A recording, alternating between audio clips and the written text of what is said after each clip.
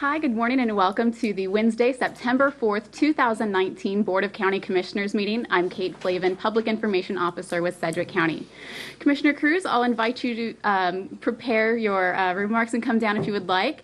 We have a special guest in our audience, a young hero here, and so we'd like to recognize him for his acts of bravery. And so Commissioner Cruz will come down and then we will share the story.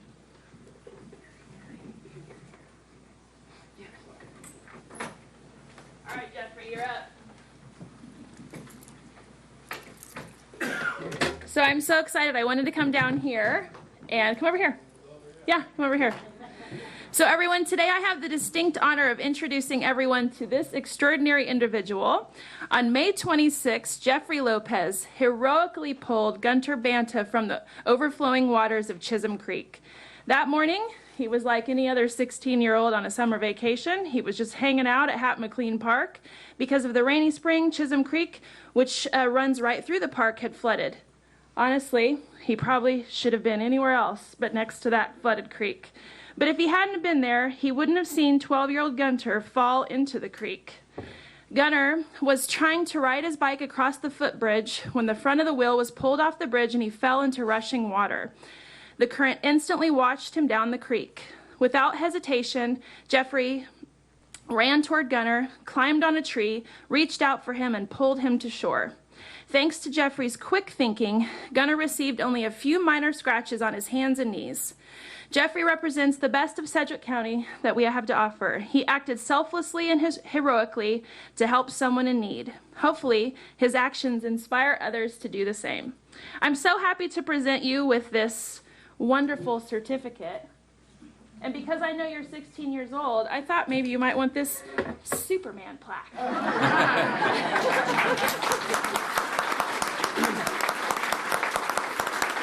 And I also have been learning doing this job that we give challenge coins. And so this challenge coin is for you to give to somebody else to act with and inspire others. So you're supposed to shake my hand, and I'm supposed to like give it to you like that. Cool, so let's go over here.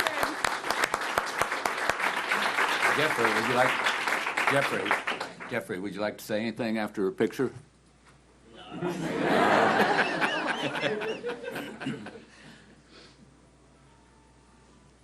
Thank you, Ronnie. Thank you. All right.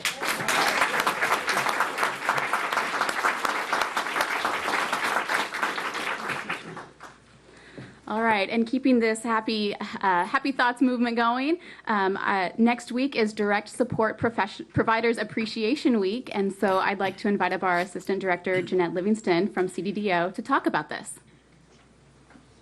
Good morning, Commissioners. Thank you for inviting me to recognize Direct Support Professional Recognition Week. Direct Support Professionals, or DSPs, as they're often referred to, are at the heart and soul of everything we do to help individuals live, work, and play successfully as part of our community. Direct Support Professionals work directly with individuals with disabilities to support them as needed to live dignified lives and contribute to our community. You know, we often don't stop and think about the important work these folks do and how they contribute to our community, but next week is our opportunity to do that and to recognize these unsung heroes in our community. The CDDO, we have a formal recognition program, and over the year we've recognized several staff that are quality assurance staff when they're out at programs. They've observed staff providing exemplary customer service, and I'd like to recognize those folks: Wendy Hockaday with Catholic Charities, Michelle Moreau with ResCare, and Diego Mohammed with Arrowhead West. They were all recognized as exemplary service for Direct Support Professional Week. Additionally, as part of our community's Direct Support Professional Recognition Week celebration, our agencies would like to offer commissioners a chance to be DSP for a day. And I heard from Starkey that Commissioner O'Donnell has already signed up. So if you'd like to join Commissioner O'Donnell and become the hardest job you'll ever love, to be able to experience a Direct Support Professional's work for a day, let me know. I will certainly connect you with an agency because I know they could use the helping hands. Because it's impossible to talk about direct support professionals without also mentioning the workforce crisis. Agencies here in Sedgwick County as well as nationwide report that the biggest hindrance for their ability to expand and meet the needs of folks with disabilities is just trying to find and retain qualified direct support professionals. In 2018, our agencies reported turnover rates as high as 100%. They average under 40%. We had at least one agency who had positions open 72 days just trying to find that right person to work in this job. So as part of our capacity development program in 2019, the CDDO has developed a marketing and recruitment campaign. We're going to raise awareness of the roles that direct support professionals play in our community. And folks that are interested can visit a dedicated website, careerofcaring.org. You should begin seeing any day now the spots and the billboards that will be going up around town, but I have a preview for you right now. Are you looking for a job that will make a difference in someone's life? I need a job that has flexible hours to work around my school and family responsibilities. As a direct support professional, I'm able to help someone with intellectual and developmental disabilities. If you're interested in a career of caring, go to careerofcaring.org to find places in Sedgwick County who are hiring direct support professionals. All right. So as I mentioned, anyone interested, learn more about direct support professionals or to see any of the job openings can visit that website, careerofcaring.org. And commissioners, if anyone would like to experience the hardest job you'll ever love for a day, let me know and I'll be sure and connect you with an agency that would love to have a couple of hands to put to work. Thank you. Thank you very much for being here this morning. Also coming up, we have a household hazardous waste remote collection event, and so Susan Erlenwine is here to talk about that. Thank you, Kate. Good morning, Commissioners. As you know, we have a household hazardous waste facility where county residents can take unwanted household cleaners, paints, used motor oil, even used cooking oil for proper recycling and disposal. So we encourage people to use that facility. It's located at 801 Stillwell, and it's open from Tuesday through Friday, 9 to 5, and Saturdays from 9 to 3.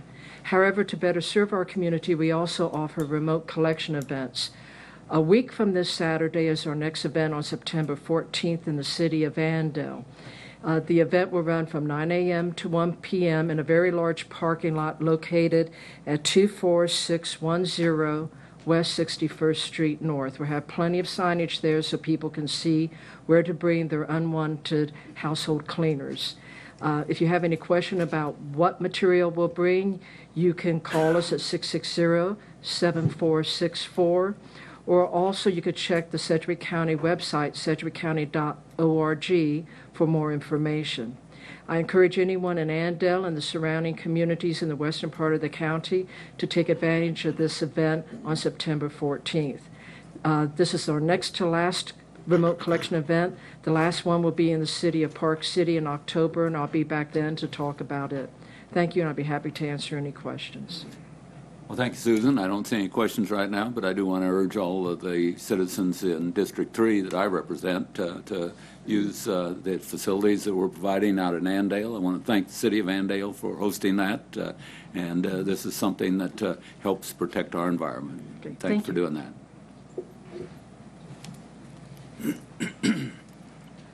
All right. And now I'd like to ask County Treasurer Linda Kazire if she'd like to come up and talk about tag renewals.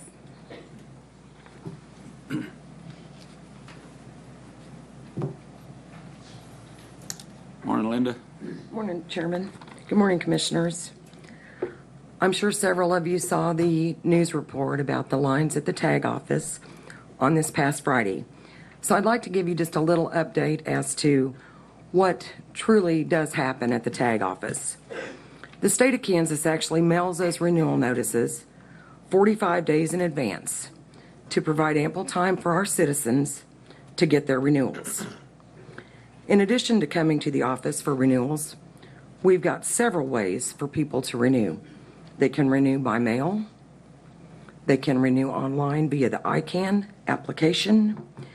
And the end of the month, busyness is no exception.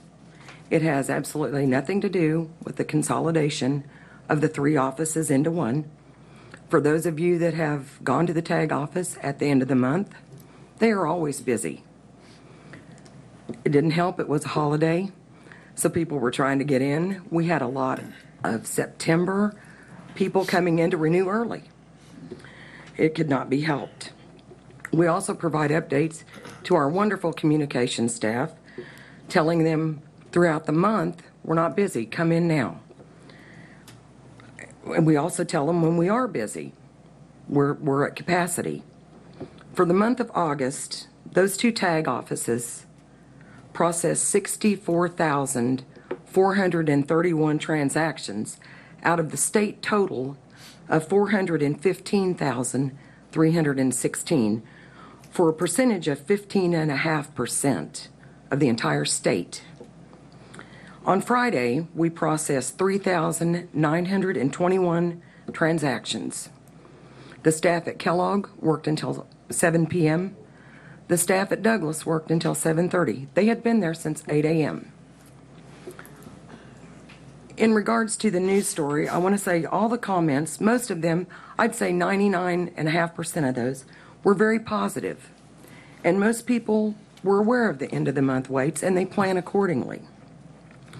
There were a few negative comments, and one that really concerned me was made by one of the commissioners, Commissioner Howell. And he stated that someone had stated it was to save money. And his reply was, actually, that wasn't the reason. The county treasurer had her reasons, but this reduction of offices is not less cost. So, Commissioner Howell, could you please tell me what my reasons were for consolidating the offices? Mr. Chairman, may I speak? You may speak. I really don't know what the reasons were. I think it possibly is better for your staff to have 2 offices rather than 4.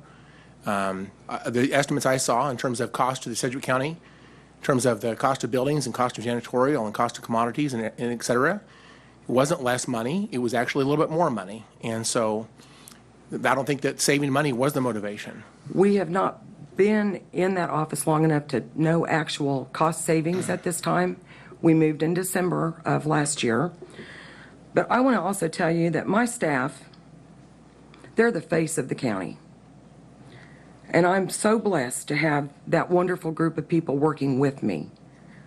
I appreciate everything they do for this county. And they do take a lot of abuse and a lot of from the public. And they remain positive in those situations. And I am very proud of each and every one of them. They each hold a dear place in my heart. I know that, can I say it? I know that Bailey Cruz actually works at one of our tag offices, Lacey's daughter, and she's seen the chaos at the end of the months, and she knows those people are hardworking and that they are very positive. And we did it for the efficiency. The smaller offices only had 7 clerks, where Kellogg has 25. If someone called in at one of those 3 satellites, we had to pull from the main office to make sure we had adequate staffing, to make sure that we had 7 people at each of those offices to wait on the public. And like I stated earlier, the cost savings, since it's so new, we don't know what they are. We know that we are saving money in eliminating recurring monthly costs. Instead of paying for 4 armored cars, we're paying for 2. Instead of paying for 4 trash services, we're paying for 2. So we just need to probably get at least a year's worth of data together before we determine whether it is cost savings or is not. And I want you guys to know that those tag people, they work very hard for the county. And they like their jobs. And we're going to have to try to figure out different avenues maybe when you get online or on the computer. CULA says, we've reached our capacity. We are at capacity. That's not something we just stick up there because we don't want to wait on anybody. We are full. And I hope the public can understand that, these people work very hard, and to put in those kind of hours is quite a bit of time. You go in at 8, you get your lunch hour, 30 minutes when we're that busy. You get your 2 15-minute breaks, and you're back out on that line. And these people have children that are in activities at school. A lot of people have latchkey that they have to pick children up from. And, you know, for them to have to stay until 7 or 7:30 also inconveniences them, but yet they want to serve the public. So I just wanted to bring this out and let it be known that I would put them up against any other department on being loyal, being hardworking, and being dedicated. That's all I've got. Thank you. I have a couple of comments. Commissioner Howell? So just to clarify, I think you do have wonderful staff. They are dedicated, they are loyal, and they are faithful, and they do excellent work. And I have the highest regard for them, and I appreciate what they do. It's very important work, and this is no way intended to be a negative comment to them in any way. They do a tremendous job for Sedgwick County, and I appreciate what they do for Sedgwick County. The reality is, I think you just basically made my point that the issue of money was really not the issue on the decision that was made. You had other reasons, which was fine. You are the elected county treasurer, and you made a decision, and you had the right to do so. But it wasn't to save money, because our estimates actually went the other way. Our estimates showed it would cost more money. Perhaps it would be perhaps it will save money. Perhaps it will be more efficient. But that's to be determined. And some of those savings aren't necessarily understood exactly how that's going to pan out. But the reality is, many of the people in the city of Derby, which is in the middle of my district, were very disappointed in the closure of that tag office. And to have 3 satellite offices with the same number of people, in their mind, was a better option. To have a single consolidated tag office, in their opinion, many of them, was not well received. And so with that in mind, they continuously ask me, even to this day, what was the reason for that, and was it to save money? And the answer is, it wasn't. The elected county treasurer has her reasons, but money was not the motivator. Please, if I'm wrong, please correct me, and I'll be glad to apologize. Thank you. Commissioner Cruz? Thank you, Linda, for all you do. I know Bailey did complain about how cold it was. So There's a lot of middle-aged women that work there. That's all I can tell you. You know, nobody wants to pay their tags. Everybody hates it when you get that in the mail, that you're going to have to pay $200, $300. I mean, I get it. It is not a fun thing to do. So I appreciate all of the work that goes into this. I also just want to point out that you have been a real pleasure to work with as far as working on possibly putting solar panels on your building. Yes. So that is something that we've been working on as a county. So I just want to point that out, because we are trying to do things a little bit differently around here. And so, you know, it's not 100% or come to fruition yet, but we are working on it. Again, nothing happens quickly with government. So I appreciate your willingness to work with me on that. When you have to renew your tags, though, there's a simple, you can call in and get in line. So there are other ways to handle the long line. So again, I appreciate your work. Thanks for all you do, and turn up the heat. Okay, we will. We will. I'll make sure the heat's on for Bailey. All right, Linda, I don't see any other comments. I just want to make sure that your employees know how much that we do value each and every one of them. They are, as you said, the face of Sedgwick County. I know that they bear the brunt of some people that come in and don't have all their paperwork and think that we ought to take care of it anyway, and folks get aggravated. I hope that our citizens recognize that they do have certain things that they need to bring in with them. Also, it's very easy to renew by mail. Anytime that I can, I try and do it by mail. Also, I understand that you're looking at some kiosks options that we can put out into some areas in Sedgwick County, especially serving in District 3. I have a very large district, and people have to travel quite a ways if they want to renew their tags. So I look forward to you bringing on some kiosks so that we can start putting some things out into the districts, so that our citizens can go to a kiosk. If you want to speak about that. Actually, we have our final demo of the final 2 vendors that made proposals to our RFP this Thursday, and then we'll get together as a group, make a decision, and hopefully be able to get the kiosk deployed to a couple of districts to start with. Rather than deploying 5 out, we're probably going to start with 1 or 2, just to make sure that that's going to function as we need it to function, make sure that we've got all of the bugs worked out, because we don't want people going to an off-site location, try to renew at a kiosk, and it have a hiccup. So we're Probably going to just do a couple to start with, but I will definitely keep you posted on that. I know Tom Stoltz, county manager, has been working very diligently with us, and so has Tanya Cole, and we appreciate their efforts, and also the purchasing department's been very helpful in this. Very good. Well, thank you very much. Appreciate it. All right, thanks. Have a good day. You too. All right, and this weekend is Wichita's wildest fundraiser, Zoobilee. So mark your calendars for this Saturday at Sedgwick County Zoo. Tickets are still available if you find any zoo board director or online at scz.org. On the agenda this morning, Commissioners, we have meeting minutes, proclamations, board appointments.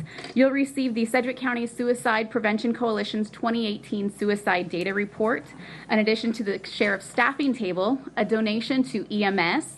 Then you'll receive the DELANO Neighborhood Plan, a grant renewal from the state of Kansas for ComCare. There's an amendment to the acting county appraiser contract with the state of Kansas. Item O is a resolution related to electronic gaming or slot machines at a certain location here in the county. You have a report of the Board of Bids and Contracts, and then there's also a fire meeting. So, Chairman, I will let you get started. Thank you, Kate. I appreciate it. We're already 25 minutes into the meeting, and we're getting ready to finally start the meeting. I want to welcome everyone that's in the audience today, especially those that are joining us on KPTS. I noticed 3 cameras in the back of the room, so they must really be excited about the proclamations I'm going to be reading here in a few minutes. I want to welcome those that are joining us online. With that, I'd like to call the meeting to order for Wednesday, September 4th, 2019. Madam Clerk, next item, please. Invocation to be led by Pastor Gary Brooks, Aldersgate United Methodist Church. Please remain standing for the flag salute. And I've already seen the county in action. It's been fun to do that. And one of the things I believe in is that God has uniquely gifted each of us to change the world. And I've already gotten to see how that's working. And it'll be fun to sit in a little bit. Let's pray. You have blessed us, O God, with another day of opportunity and hope. May the words of our mouths and the actions of our lives bring glory to you as each of us serve with the skills and giftedness you have bestowed upon us. Bless this meeting of the County Commission, and bless the commissioners and the staff that support them, that the people of this great county may be served well. Grant wisdom and insight to our commissioners as they make decisions this day. And, O God, in the measure that we honor you, bless us and grant us enough green pastures and enough still waters to keep our cups filled to overflowing with goodness and mercy, that we might dwell in your house forever. In the name of the God of peace and love. Amen. I pledge allegiance to the flag of the United States of America and to the republic for which it stands, one nation, under God, indivisible, with liberty and justice for all.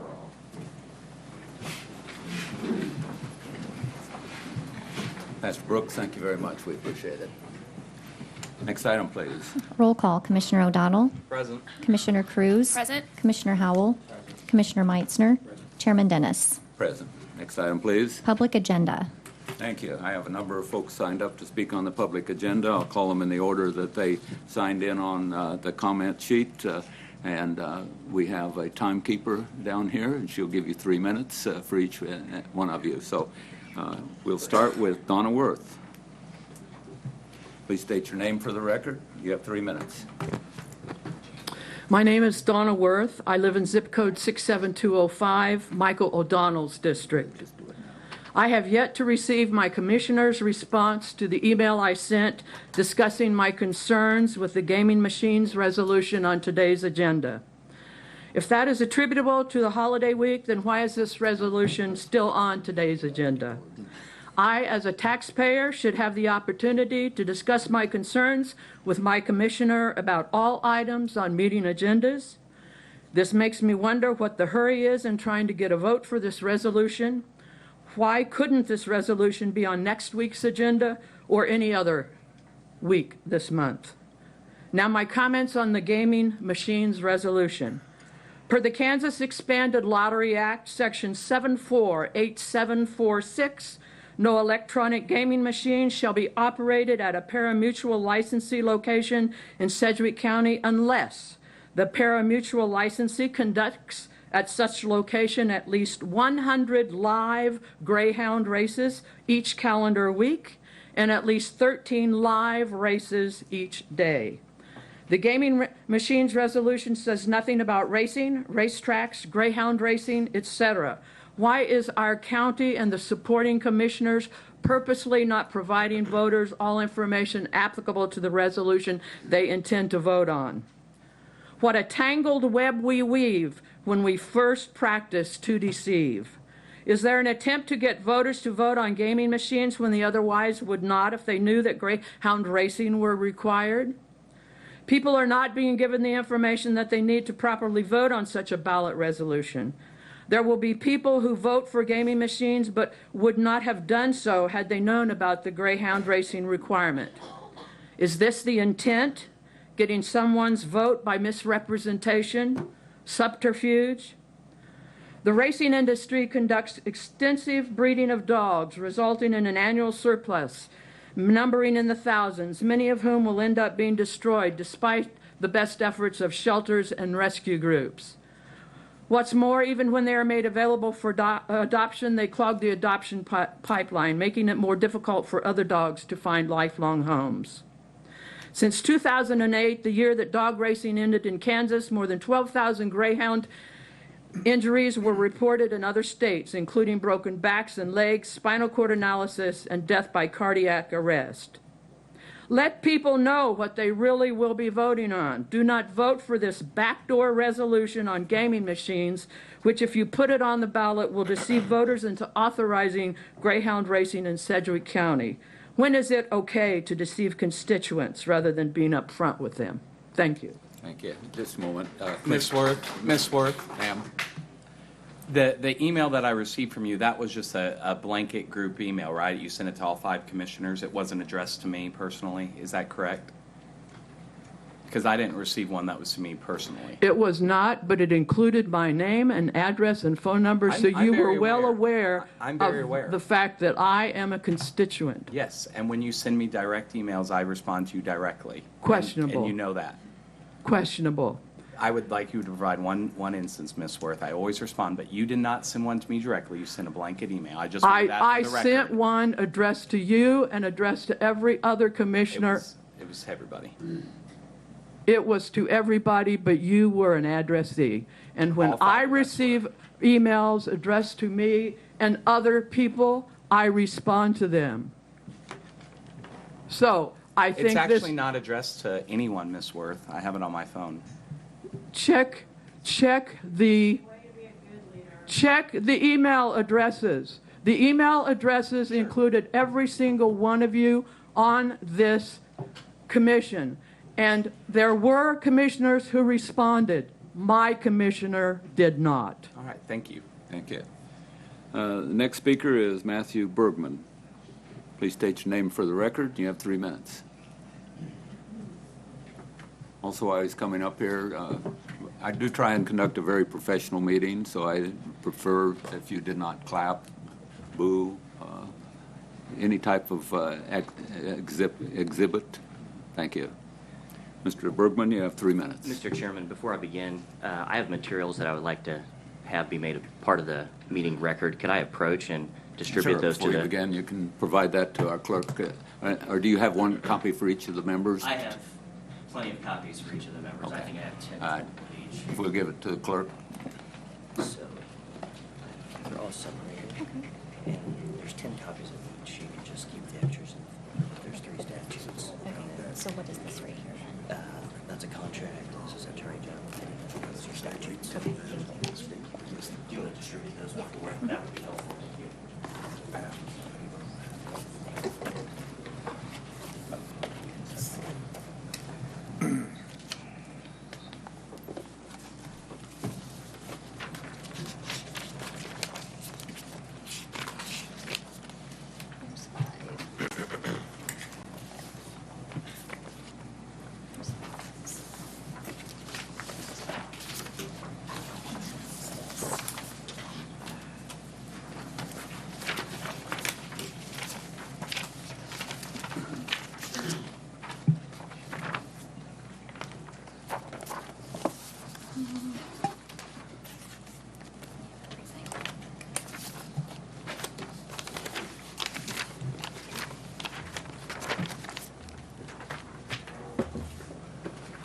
really don't expect me to read all this right now, right? No, but I want to, it will be used in my reference, and it needs to be made a part of the record. Thank you. Whoa, okay.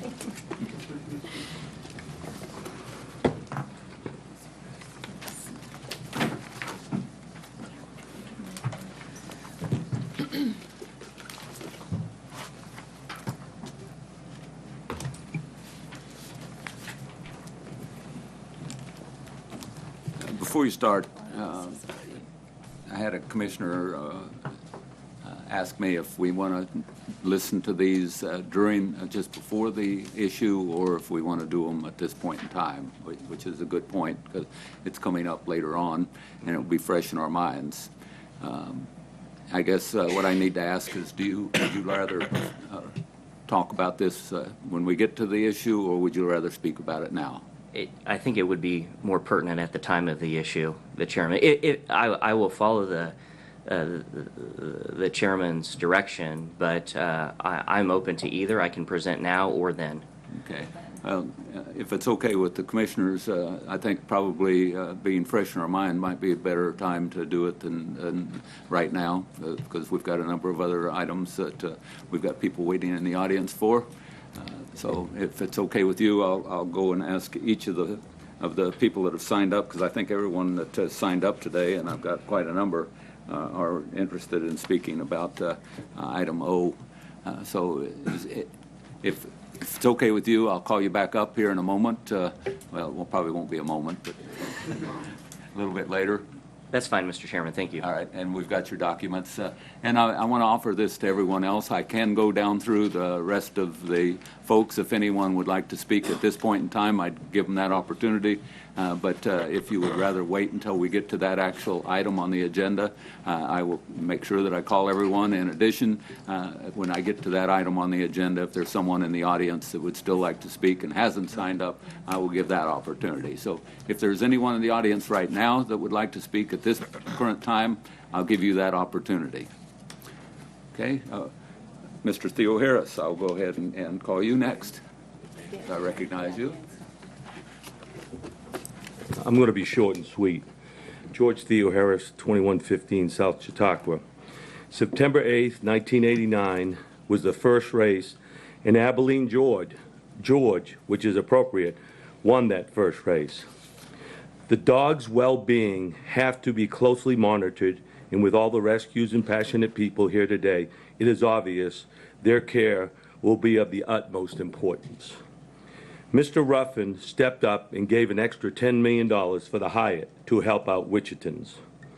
People are going to gamble, and if the only way to get the casino is to let greyhounds run, then let it be.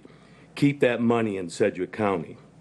The greyhounds must be treated properly and face no cruelty. Jim Howell, thanks for all that you do. Thank you. And since I'm now going out of order and I don't know who's going to speak next, if you want to, we'll start over here on this side. Yes, ma'am. And if you'll state your name for the record, I will check it off on. My name is Arlene Pikowski, and thank you for hearing me. And I live in, I think Chairman Dennis, you are my commissioner. I live in 67212 district. I was here yesterday for the meeting, and several subjects came up I'd like to speak about. I'd like to give you a little history on this. This is about the PARIMUTUEL greyhound racing. On Thursday, April 26, 2018, the state of Kansas refused Phil Ruffin licensing in greyhound racing. I was there, I know. And Mr. Howell, you are so right. You are also right. The state was also there to accept the lawsuits that the casino was in line to give them.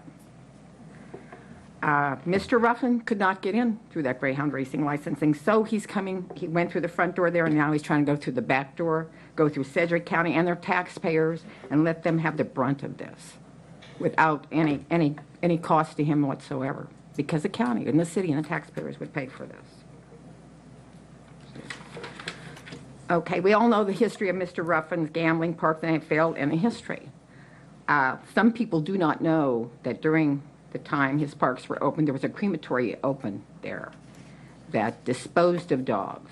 in order for that crematorium to be open, there must have been a lot of dogs disposed of, or otherwise it would not have made, it was opened by an independent person and it was a business. Otherwise it would have failed too, and it did fail when the racetrack stopped. I also agree with Donna on this parimutuel vote. People did not know that the Greyhound Park was on the list of that. Yesterday I talked to the Gaming Commission to ask to talk to someone about Greyhound racing. Quote, there is no Greyhound racing in Kansas. I talked to the legal department, and as far as, and they gave me the rules for this Greyhound racing park. You have to have 100 races a week, which approximately fix out to 14 races a day. If you don't have enough dogs, you have to double the dogs up and run them more and more. It makes no difference if it's 0 degrees, it's 110 degrees, you're going to run those dogs. That is inhumane, that is cruelty.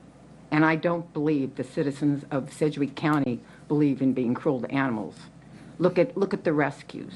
Look at the Humane Society. Look how Facebook, we are all on there to help save animals, not to destroy them and make them called a sport, which is not a sport.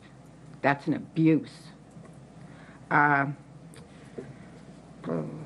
far as creating jobs, I just recently retired from Textron. I worked there 28 years. There are jobs everywhere. They can't get people to work, so that should not even be an incentive. People are begging.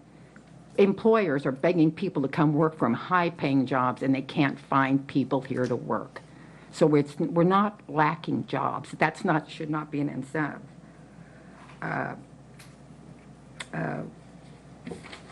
Final thing is, I'm not here to take anybody's betting rights away. That's not my business. I'm here for the animals who can't speak for themselves, for the ones that are put in cages, that sit in the heat, that are destroyed if they break a leg, that have no voice for themselves at all. That's who I'm here for, and thank you very much for letting me speak. Thank you, Mr. Dowski. Yes, ma'am. Please state your name for the record. Carolyn Lindsay, 4025 North Jasmine. Thank you for letting me speak now. I have to get to work pretty soon, so this gives me an opportunity that I would miss if you put me later. This is not relating to the dog racing, but relating to DELANO plan that's coming up. It sounds as if the new stadium is coming along quickly and will probably be good for Wichita and Sedgwick County. But in some aspects, the city doesn't seem to be listening to citizens' concerns, especially regarding parking and DELANO. And maybe you can help get their attention. I don't know. The large parking lot in Lawrence Dumont Stadium was used extensively for community events other than baseball games, including events at Century 2 and events and parades in DELANO. This parking lot is no longer available. Consultants say Wichitans need to walk more, and that's probably true, but this isn't the way to accomplish that. The city has offered several alternatives, but they seem to change every week. The space on the Lawrence Dumont footprint has been taken for other things.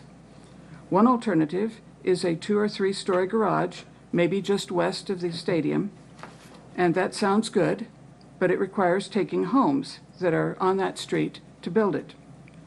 The city has said that they've been working with residents, but at least one resident said in a meeting that she had not been contacted.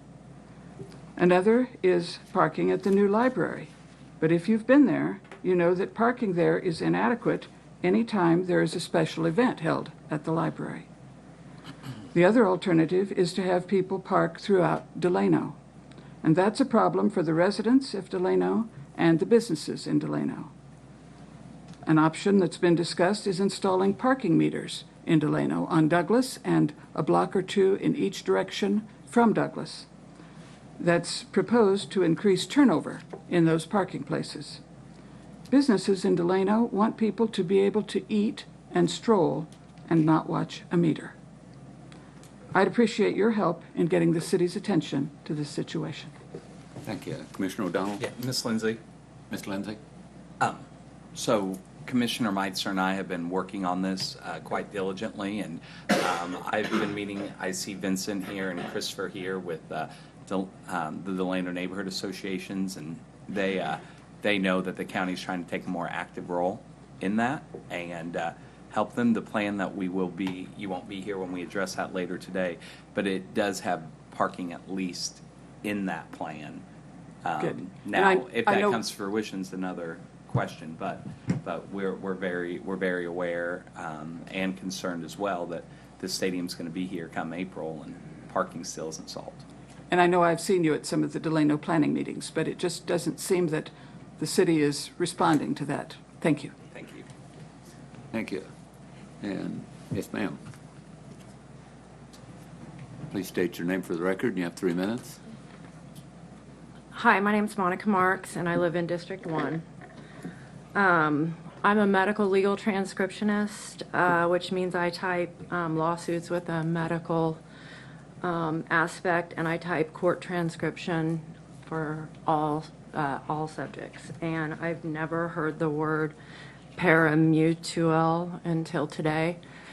And so I feel like you're confusing voters here. This doesn't say dog racing, and it doesn't say that the dogs have to be raced in order for the slot machines. And furthermore, we've already voted on this, and I'm aware that Mr. O'Donnell has said that Phil Ruffin will pay for the $30 to $130 million worth of penalties it could be, but this sounds like this rich guy is buying this vote.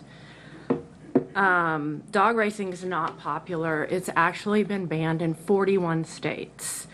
It doesn't make money. That's why Phil Ruffin needs these machines, because the dog racing doesn't make money, and you can't have the machines without the dogs. This is a rich white man's version of dog fighting. This is not a popular sport. Some of you may be too young or not from here and don't remember the dog track, but it was gross and weird and always empty. It didn't make money.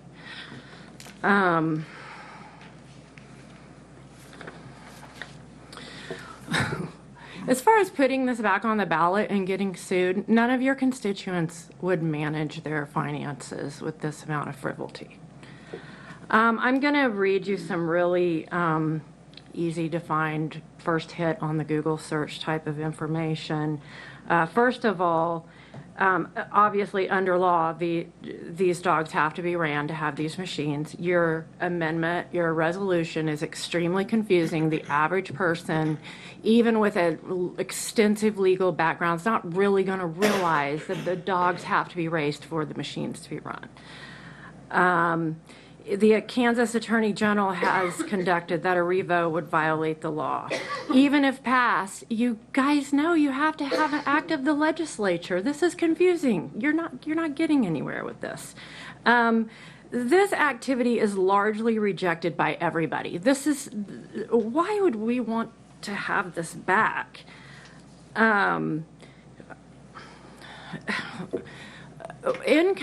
Wages from this type of industry make up less than 1% of all wages in the United States.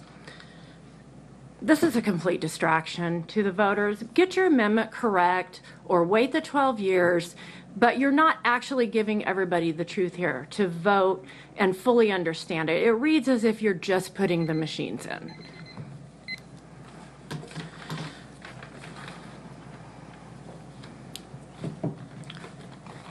That's it. Thank you. Thank you, Ms. Marks. Appreciate it. Anyone else would like to speak this time? Yes, sir. Please state your name for the record. I will.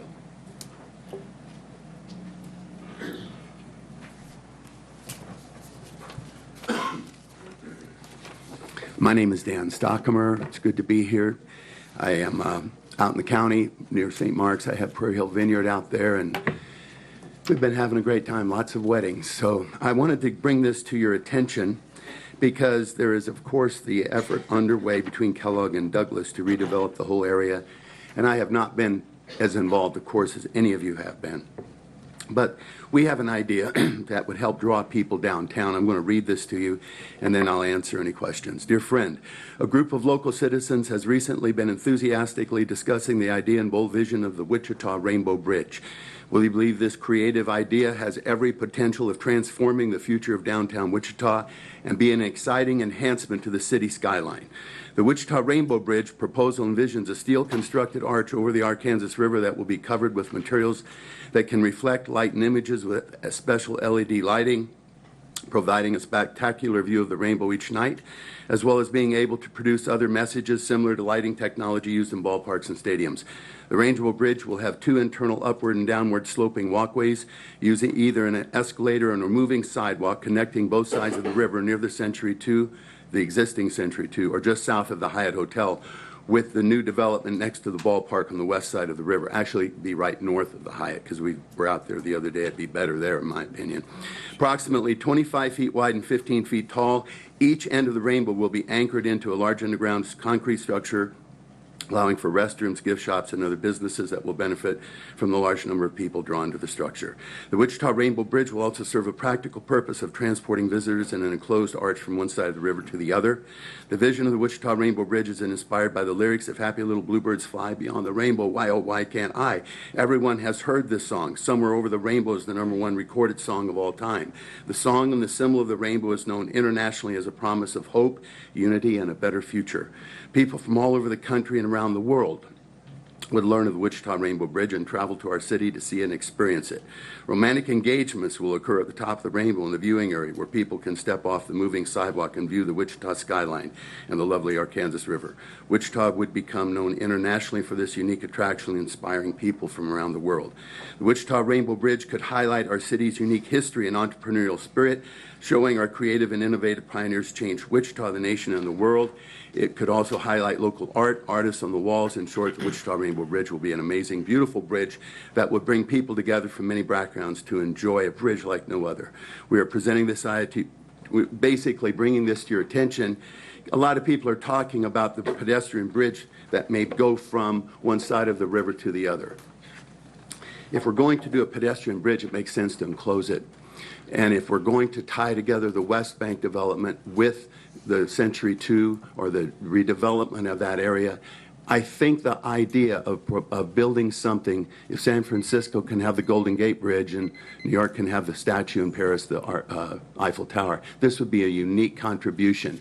Has a lot of potential, and we don't have the time to talk it here, but I wanted to encourage Michael, I know you're on that group, to at least take it seriously that if we're going to do something with the bridge down there, maybe we could do something that would actually bring tourists into downtown Wichita and create a lot of additional economic activity. That's the idea, and I know that's not near as important as with what's going on with the gaming and everything, but I had some time and I wanted to bring this to your attention before the meeting on September 4th or 24th when they're all getting together to really get serious about what's going to happen down there.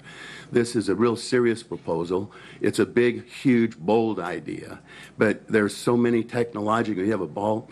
Somebody was saying that if somebody hits a home run, you could have the rainbow say it's a home run and have the ball travel from one side. It would be a whole part of the complex down there. And I think it's worth at least considering what we do for the bridge across the river. Thank you very much for your time. Commissioner Cruz. Thank you for coming today and sharing your idea. I know when you shared it with me, I love your passion and your energy for it. I think this is just what we need for Wichita. People like you coming with bold visions and unafraid to share exactly what your ideas are. And so I just want to commend you for, I love the idea, I mean, personally. But Michael, could you tell us when the next engagement is going to be? I'd love to know how other people, if they have ideas or where you could present this to this group. I know that they are going to come to my Citizens Advisory Board in October, which will be at McAdams. So I'd love for you to come and share your idea there if you haven't done so already by that time. This is important. I think that people really get out there. I love the in-depthness of this because I know this took a little while. Also, I love your vineyard, so that's a really cool place too. If you haven't been out there, just give you a little plug. Thank you. But could you tell us when the next engagement is? It will be the last Monday of every month. Okay. So this month, I'm looking at my calendar, that's the 30th, 4 o'clock at the Wichita Chamber. And so they're planning that for the last Monday of every month from now until that is presented from the populous group. They're also working on some other public dates. Like you mentioned, you'll be having one. I think they've reached out to every member of the City Council and County Commission about scheduling one meeting. And so I think it'll be up to each individual commissioner or council member to announce when they're having theirs. I'm looking at doing one in October in South Wichita. You know, it's probably the most Jewy Carmel center of Wichita, right that area, and what happens there for the next 100 years is going to make what we do. This is a conversation that's supposed to be happening, ideas brought out. Well, they asked for bold ideas. That's why we brought it out. Here's an idea that would really make a huge distinction downtown. And some people may think it's crazy, maybe it is. But my daughter said the only reason she'd vote for it is because I proposed it, because she thought it was sort of crazy. And I said, well, if my daughter can't support it, maybe it's hopeless, you know. But at the same time, a lot of people are saying, you know, it has potential because it's all about, you've actually had the power within you. It would portray hope and a better future, and all of what the concept, we'd tie in, of course, to the Wizard of Oz, because everybody in the country would come. I'd suggest everybody in the state of Kansas would go over the rainbow. So and Dan, half the people, tell people how, if they are supportive or encouraged by your idea or want to share your idea, how would they do that? we have a Facebook page, Wichita Rainbow Bridge, and the Wichita Rainbow Bridge, and also we're starting a website, Wichita Rainbow Bridge. So if you're really serious, we're asking input. How's it going to get financed? How much? All that, you know, at least talk about it, not just to throw it up and say, oh, it's a ridiculous idea. Let's get into the details. And if people actually like the idea of doing something distinctively positive and bold downtown, that would draw visitors. That's what we really want, is to bring people, and everybody would want to go. If they're going down I-35, they need a place to stay there, because let's go over the Rainbow Bridge, because it'd be great for kids and families and all that. So thank you so much. Thanks, Dan. Moment. Commissioner Meitzner. Mr. Dan, thank you. Mr. Tucker. I was at the, I saw you first saw this presentation at whatever that. The Roxy thing? There you go, the Roxy. And that's the first time I brought it out. Was it? Well, I was going to say I was in the back, and I was like, it was quite eye-opening. I think it was warmly received. It was a lot of applause. Yeah. People are saying, wow. And I said, yeah. So when I told my daughter, and she said, Dad, people are going to think you're crazy. They don't want to do business with you anymore. I said, oh, honey, they're just going to know I'm a little nuts. But the fact is, it's a serious idea. There's always been, how do you get people to downtown? Which now all the parking, I guess, a whole other issue. But how do you get people from out of town to stop in downtown Wichita? I think if this was done properly, it would actually become a ride and a wow factor. Everybody go, wow. In that presentation, you said maybe at the crest of it could be a platform for pictures. Well, the idea is you could be able to go over it like, you know, in a walkway, but yes, you could step off and then take pictures. And somebody the other day said, well, make it clear, because we don't want it to be gaudy, so you could see people maybe go over but then I like the idea of it being lit up with LED lights, so you could do all kinds of advertising and make it like with a rainbow, or you could actually say, welcome, you know, Pete Meisner to Wichita, or something. If you really wanted to do it, you could do amazing things where you may not want to do it, but you could do things with it, with technology, like when you go to a ballpark, everything lights up. So it's got lots of potential. I think the group that you mentioned, I sent the information to them. They're going to either say it's crazy or it has potential. I just wanted you to know about it, so you'd be aware. You sent it to the populace? Yes, I did. I sent it to them, and I'm going to send some additional information, because as people share, a lot of people have good ideas about it. Okay, thank you. And I would add on the agenda of items, I don't know what the dates are, but there's 2 scheduled walk-arounds. Michael has been referred to. So look for that. I don't know what the dates are, but it's an hour. You can start. First one starts near Century 2 and goes along the river and stops, and pictures and comments and all that. And then another one goes. So the back of Century 2, the best part of the river is being totally unused. So if we turn it around somehow and then shoot the thing across there is where I think. Yeah, I've always said the delivery trucks into Century 2 see the best view of the river. Yes, that's true. We drove our bikes down there the other night and saw it. So. Anyway, thanks for sharing this. You betcha. Appreciate it, Dan. Hey, would anyone else? Yes, ma'am. Please state your name for the record. You'll have 3 minutes. I am Stephanie Yeager, 67217. Michael O'Donnell is my commissioner. First of all, Rainbow Bridge, love it. I think that's fantastic. And that actually does go into what I want to talk about today. There are many animal lovers here in the audience, and they know that bringing your animal over the Rainbow Bridge is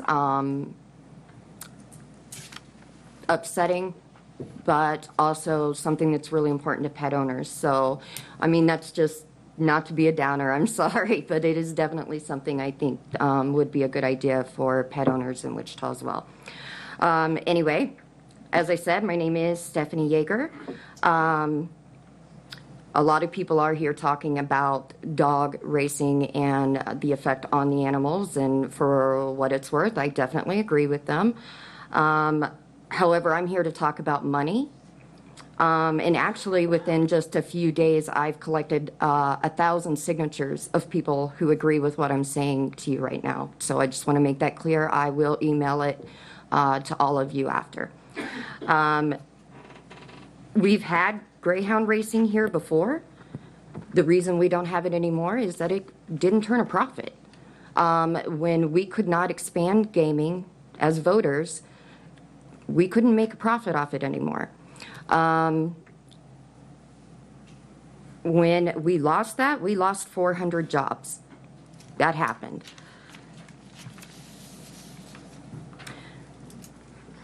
I'm sorry, one second. I know that many think that adding slots now is going to change the profitability, and I disagree. I work in finance myself. I've looked at this.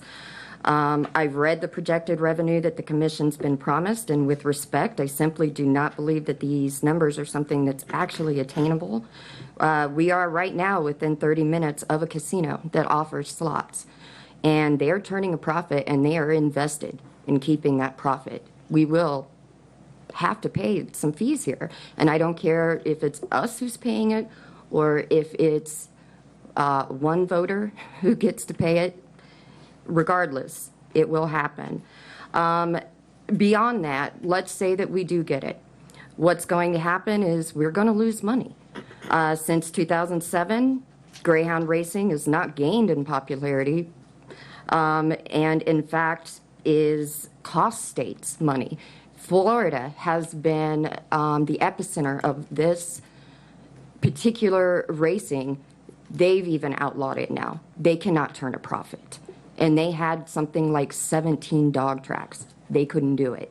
We can't do it. When I was looking this up, and this is one thing I want to share with you, is when we were looking this up, I actually saw a quote from the previous owner of the Woodlands track in Kansas City. He closed because of losses. He said, if anyone had known what we know now, they would not put one dime into dog racing. That's an expert, folks. I hope we listen to him. Thank you. Thank you. Anyone else? Yes, sir. Mr. Meyer, if you state your name for the record.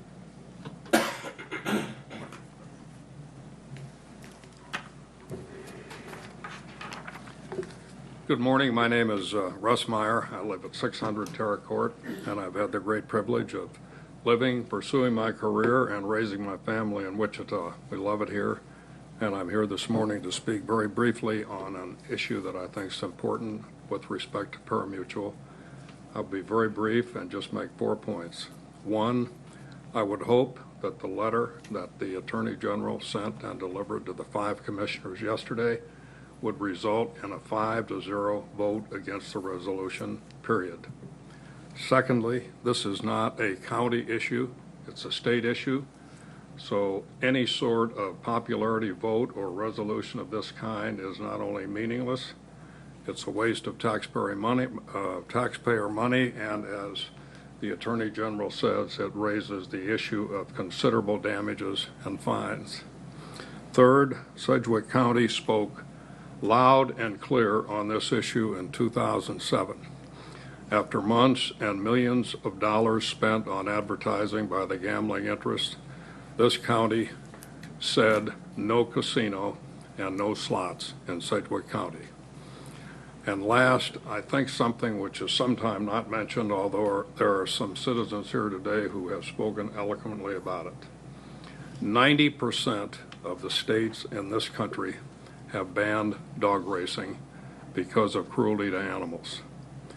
We in this county are highly sensitive and responsive to our animals. We have in this county one of the finest humane societies in the United States.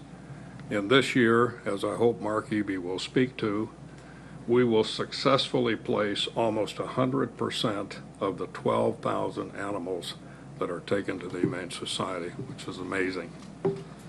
So it would be ironic and very disappointing to me to think that a county like Sedgwick, which is so sensitive to the humane care of its animals, would even consider putting slot machines on the backs of greyhound dogs. Thank you very much.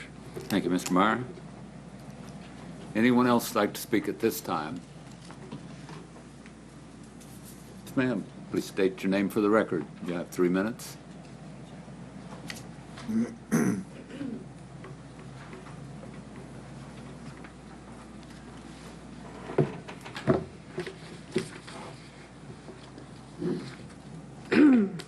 Yes, my name is Donna Lippolt, and I have a statewide organization to protect families in Kansas.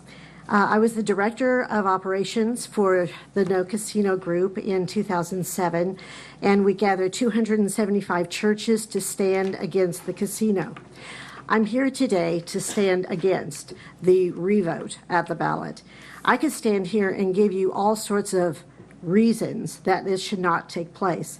I have here in front of me the Kansas Health Impact Assessment, and it will cost the county and the state of Kansas thousands and hundreds of thousands, if not millions of dollars, when it comes to suicide, domestic violence, drug and alcohol abuse, child abuse and neglect, and not to mention the suicides. Have you not heard of people who take their children to the casino and leave them in the car because they're so addicted to gambling? Have you not heard of the elderly people that go down there and they wear Depends because they are so addicted they can't leave the slot machine in order to go to the bathroom? It's ridiculous. Slot machines are the crack cocaine of gambling. It is so addictive. There is corruption in the gambling industry, and there's a reason that the gambling industry makes so much money. Is there not collateral damage that we should look about? Do we not want to defend the poor? As has been stated, 41 states at this point in time have banned dog racing. I agree with all of that. The first line of defense for the government is to protect the citizens and keep them safe. I understand there's a poll paid by whom? Polls can be skewed. I know that. If I take a poll of 3-year-olds and say, do you want to have the same equipment in your backyard that they have down at Riverside Park, I could get 100%. But this is not the point. It's nonsense. It's embarrassing. It's embarrassing that we would even be considering this when we know that just 11 miles south, people can go if they really want to participate in that. If Park City thinks they're going to make money off this at the expense of the poor, then we have this responsibility. It's just very, very sad to think that that would be a reason. There will be lawsuits, and multiple. I am in Topeka regularly. I know the high-paid lobbyists. I know what they think they've done. But polls can be skewed, and it's just a travesty. A few weeks ago, I had the privilege of listening to our sheriff, Jeff Easter, talk about what I believe is the most important thing facing Kansas, Wichita, Sedgwick County, and that is mental illness. Years ago, in the early 90s, Wichita, Kansas, and the state of Kansas was at the very top of preventing and taking care of the mentally ill. Now we are at the bottom. What will it take? We have mass shootings happening all over this nation. All over this nation. Do we want to risk not taking care of the mentally ill because we're so consumed with making money for some person? I just ask you, please address the issue that should be most pressing to you, and that is to take care of the mental illness and not line the pockets of the rich who want to take advantage of the poor. Thank you. Commissioner Meitzner? Yeah, Ms. Don, thank you for sharing your comments. I appreciate you probably have a lot of knowledge about one of my questions that fellow Commissioner Cruz and I have been talking about. Do you know where there's 2% of all the gambling revenues from the casinos, especially that one, goes to problem gambling share? Oh, I would love to talk to you about that. I would love it. We did the quick math. I mean, just there's $3.5 million a year go to problem gambling. No, Okay. it was 7.3 million. Okay. Just three and a half from Mulvane and 7 million statewide a year to problem gambling. Okay. Where does that money go? It does not go to the problem gambler, I can tell you that, because I have been in Topeka since 2007 talking to the state of Kansas about where that money goes. Right. Let me tell you what, there's a whole list of problem gamblers that they have. Right. They walk into the casino, they don't check to find out if they're a problem gambler. They don't find out if they're a problem gambler unless they win. If they win, they go up there and they say, oh, you're on the list of problem gamblers. We're not going to give you any money. You didn't win this money. You're not going to get it. We have tried and tried and tried to get the actual money that has been set aside for problem gambling to actually go to what it's for, but they won't do it. And this is a problem. I mean, Peter DeGraff and I fought it all the time until he had to leave being a representative because of health issues. I'm sure that Jim Howell can probably address that issue for you directly, because it is a corrupt system. They do not. When you go by the billboards that talk about, come here and have so much fun, and by the way, these commercials are just ridiculous. These people are not down there having fun. Our former governor walked in there. It is a dark place. And I can just tell you that when they say they have money for the problem gambler, I had a sign company for 16 years. When you see these billboards and then they tout in 4-inch letters, problem gambling, here is the phone number, it is corruption. It is ridiculous. And the state of Kansas should not be in any part of this. Kathleen Sebelius made a laughingstock of our state. We're the only state in the nation that owns and operates casinos. And I'm sorry, you really got me on a hot button. A question. Could you, maybe for a future plan, based on our efforts with our addressing mental health and behavioral health here locally, and it's a problem nationwide, but it's really high on Sheriff Easter and Yes. Mark Bennett's. Is there any way that is problem gambling also, as you said yesterday, is it got a mental health issue related to it, and can we steer or promote getting some of that money? It wouldn't matter if you said what, because it's corrupt. It's corrupt on the state of Kansas. They will not give the money. We need to take care of the mentally ill. That is, in my opinion, your highest priority. And if you bring something like this to the vote, it is going to take all of us who have a lot of other most important things to do to protect families. It's going to take a lot of time. It took millions of dollars to defeat this, and it took 275 churches activating their people, and we can do it again. But I just think that it is a waste of time, and that we should be taking care of the most highest priority, which is the mentally ill in our state. From western Kansas, all of them come to Wichita. We have shut this down, but I don't think that we can try to twist it and say, oh, let's go ahead and have this gambling, we'll give some of the money. I'm sorry. I'm not addressing that as much as what's already on the books, that the state of Kansas, as you agreed to provide a 25-year monopoly to a for-profit group to run casinos is just beyond fathom for me. Yeah, and, it's ridiculous, but this is what we have to live with. Right. I guess I'm wondering if the same legislative branch, if you have an idea, can you just approach Topeka now and say, hey, I want to build something? I mean, could Textron say, I want a 25-year exclusivity on a specific plane? As long as I pay a commission, then I don't have to. I mean, is 25 years of an exclusivity and a monopoly a part of the, quote, corruption that you're talking about? Or is it To be honest, I think that we should look less at entertaining individuals and more at taking care of the poor, the needy, and the mentally ill. I'm with you. And I can tell you, the money that was supposed to be set aside was not used correctly by the state of Kansas.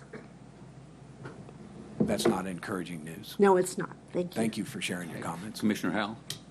Well, thank you. I just want to say thank you for Donna for coming today. And since she did invoke my name, I do want to speak to the point that she made, and that is, and by the way, I do agree with the previous commissioner. It is a monopoly, and it is a state contract that really can't be broken without severe penalties. But if you want to think of it as a monopoly, that certainly is a fine word. It is what it is. The state made the deal, and they're the ones that signed the contract. It is their business to keep their word on that contract if that's what they're going to do. But that's obviously why we're here today. With respect to the Problem Gaming Fund, I was in the legislature. I served as vice chairman of the General Government Budget Committee, and we looked at this fund. And I think that the reality is that the problem gaming issue for people who may have addictions to gambling that make maybe some bad decisions, it really severely harms themselves and their families and that type of thing. That problem really didn't happen immediately. The problem actually lagged the revenue, and that gives an opportunity for Topeka to consider sweeping those funds and using them for other things. The funds actually built up significantly, and the legislature looked at that pot of money, much like they do. Again, by the way, I have many legislator friends. I don't speak ill of them. I see one in the audience today. It's not because they aren't doing the very best they can for the state of Kansas, but when they see money build up, there's a temptation on their part to move money around within the budget, and that's what they did. They swept those funds out of the problem gaming, and they used it for general fund things, I'm sure great things for the state of Kansas, but those dollars were not available for problem gaming once they were spent on other things, and that happened a number of years. And then the issue of problem gaming maybe develops over a period of years after the Kansas Star opened, but now we're in the habit of sweeping those funds and using them for other things, and that seems to be the challenge. And so we put the issue of problem gaming on the defense, trying to claw back those dollars that was intended for them for the issue. But that is a very difficult thing. So there is small amounts of money being utilized for problem gaming, but the reality is the state of Kansas itself is addicted to those dollars. They're conflicted because as the gaming continues to escalate in the state of Kansas, they're financially benefiting, and so they have a very basic conflict of interest in trying to discourage people from gambling. So that is an obvious thing, but they are addicted to that, and they'll move money around inside the budget. They have the debates every year, but this is an issue that has been known for many years, and they use those dollars from the Problem Gaming Fund, which again I think the estimates are correct. It's over $7 million for the state, probably around $3 million, maybe $3.5 million from this community. That goes into the state of Kansas, this titled Problem Gaming Fund, but it's just not utilized for that purpose. It's utilized for general fund purchases, and I'm sure it does great things in the state of Kansas, but that is an absolute truth. That's an absolute truth. I would just go back. She said something very interesting. We're the only state in the country that actually has a state-owned casino. And why is that? It's because the state actually had tried to find a way around the Constitution. Rather than amending the Constitution to authorize casinos in the state of Kansas, they found a way around it. And the way around it was by having the state itself own the slot machines. And so if you don't know this, you as taxpayers own the slot machines, and those employees are state employees. They have capers benefits. Those machines are taxpayer owned. The casino is operated by, in this case, by Boyd Gaming and Kansas Star Casino. But that is a state-owned casino. So should there be slots out at Greyhound Park, it'd be purchased by the Kansas Racing Commission would have to purchase and place those machines if that was to happen. But they're taxpayer-owned. We're the only state in the country that does this, primarily because of our state constitution. And so rather than really deal with the basic issue of the constitutional issues, they found a way around it. And that's why we do what we do here in the state of Kansas. So to me, it's an interesting topic. That ship has sailed. We have gambling in Sedgwick County. Obviously, this is just adding another layer of what's already going on. So I appreciate the debate, and thank you, Donna, for coming and testifying this morning. I appreciate your comments. Thank you, Chairman. Thank you. Would anyone else like to speak at this time? State your name for the record, sir. Do you want to make sure I'm not out of order if I'm not already on your list to speak? Okay. My name is Vincent Hancock. I live in 67213. Michael is my representative. I've got another meeting at 10:30, so I can't be in 3 places at once. I do want to appreciate you guys hearing our Delano plan today. I'm the Vice President of the Neighborhood Association and do want to just express that this has not been any one individual person's effort to put this together. Our president is here today. This has been the neighborhood working together with our churches, working together with our businesses, and with the guidance of the planning staff. We've worked our tails off, not just for the 3 years for this particular iteration of the plan, but the fact that this started in 2001 with a neighborhood that says, maybe we can come up with an actual long-term plan of what we want to see happen. So on your agenda that you see in front of you, you'll see things that we can think that are going to happen within the next 5 years, things that we think we can pull off in the next 10 years, and things in 15 years. And beyond that, we all know not to roll those dice and look for that crystal ball. But there's a lot of things happening in that neighborhood now, and we thought, let's make sure that everybody's on the same page as we try to figure out what we're going to do in our future. So we appreciate a vote in favor today on the Delano neighborhood plan. Any questions? Commissioner O'Donnell. Vincent, thanks for coming and thanks for all your years with the Neighborhood Association. I know how much time and effort you put in that, and the renaissance of Delano, your fingerprints are all over it. So I appreciate you taking the time to be here today. Sorry, this is going a little bit longer than we anticipated. That's okay. That's why we elect you guys to put up with this. Yeah, yeah. Have a great one. Thanks, Vincent. Thank you. Anyone else like to speak on the public agenda on any subject at this point in time? And yes, sir. State your name for the record. You have 3 minutes. My name is Christopher Parashow. I live in Michael O'Donnell's district. I'm the president of the Neighborhood Association of Delano. Vincent was on the committee who helped put together the update for the plan before you guys today. I'm also here to ask you guys to pass the plan so that we can move forward with the things in it that we want to try and achieve over the next 5, 10, or even 15 years in the neighborhood. With the baseball stadium coming and other things that are in the plan that we would like to do to try and make Delano more of a destination within the city of Wichita. An entertainment and dining district as well as a historic district. And we want to try and bring it all together in one location so that the people of Wichita have a place to come, have fun, have a nice evening, enjoy themselves, and then go back home. It's been a long time in coming. We've been working on this plan for almost 2.5 years now since the update committee was initially put together. A version of this was brought before you last year, but then when it went in front of the city, there were some things that needed to be changed, so those changes have now been made, and now the updated version is before you guys today, and I hope that you guys will vote in favor of it so that we can start moving forward with it. Thank you. Thanks, sir. Commissioner O'Donnell. Chris, thanks for coming today.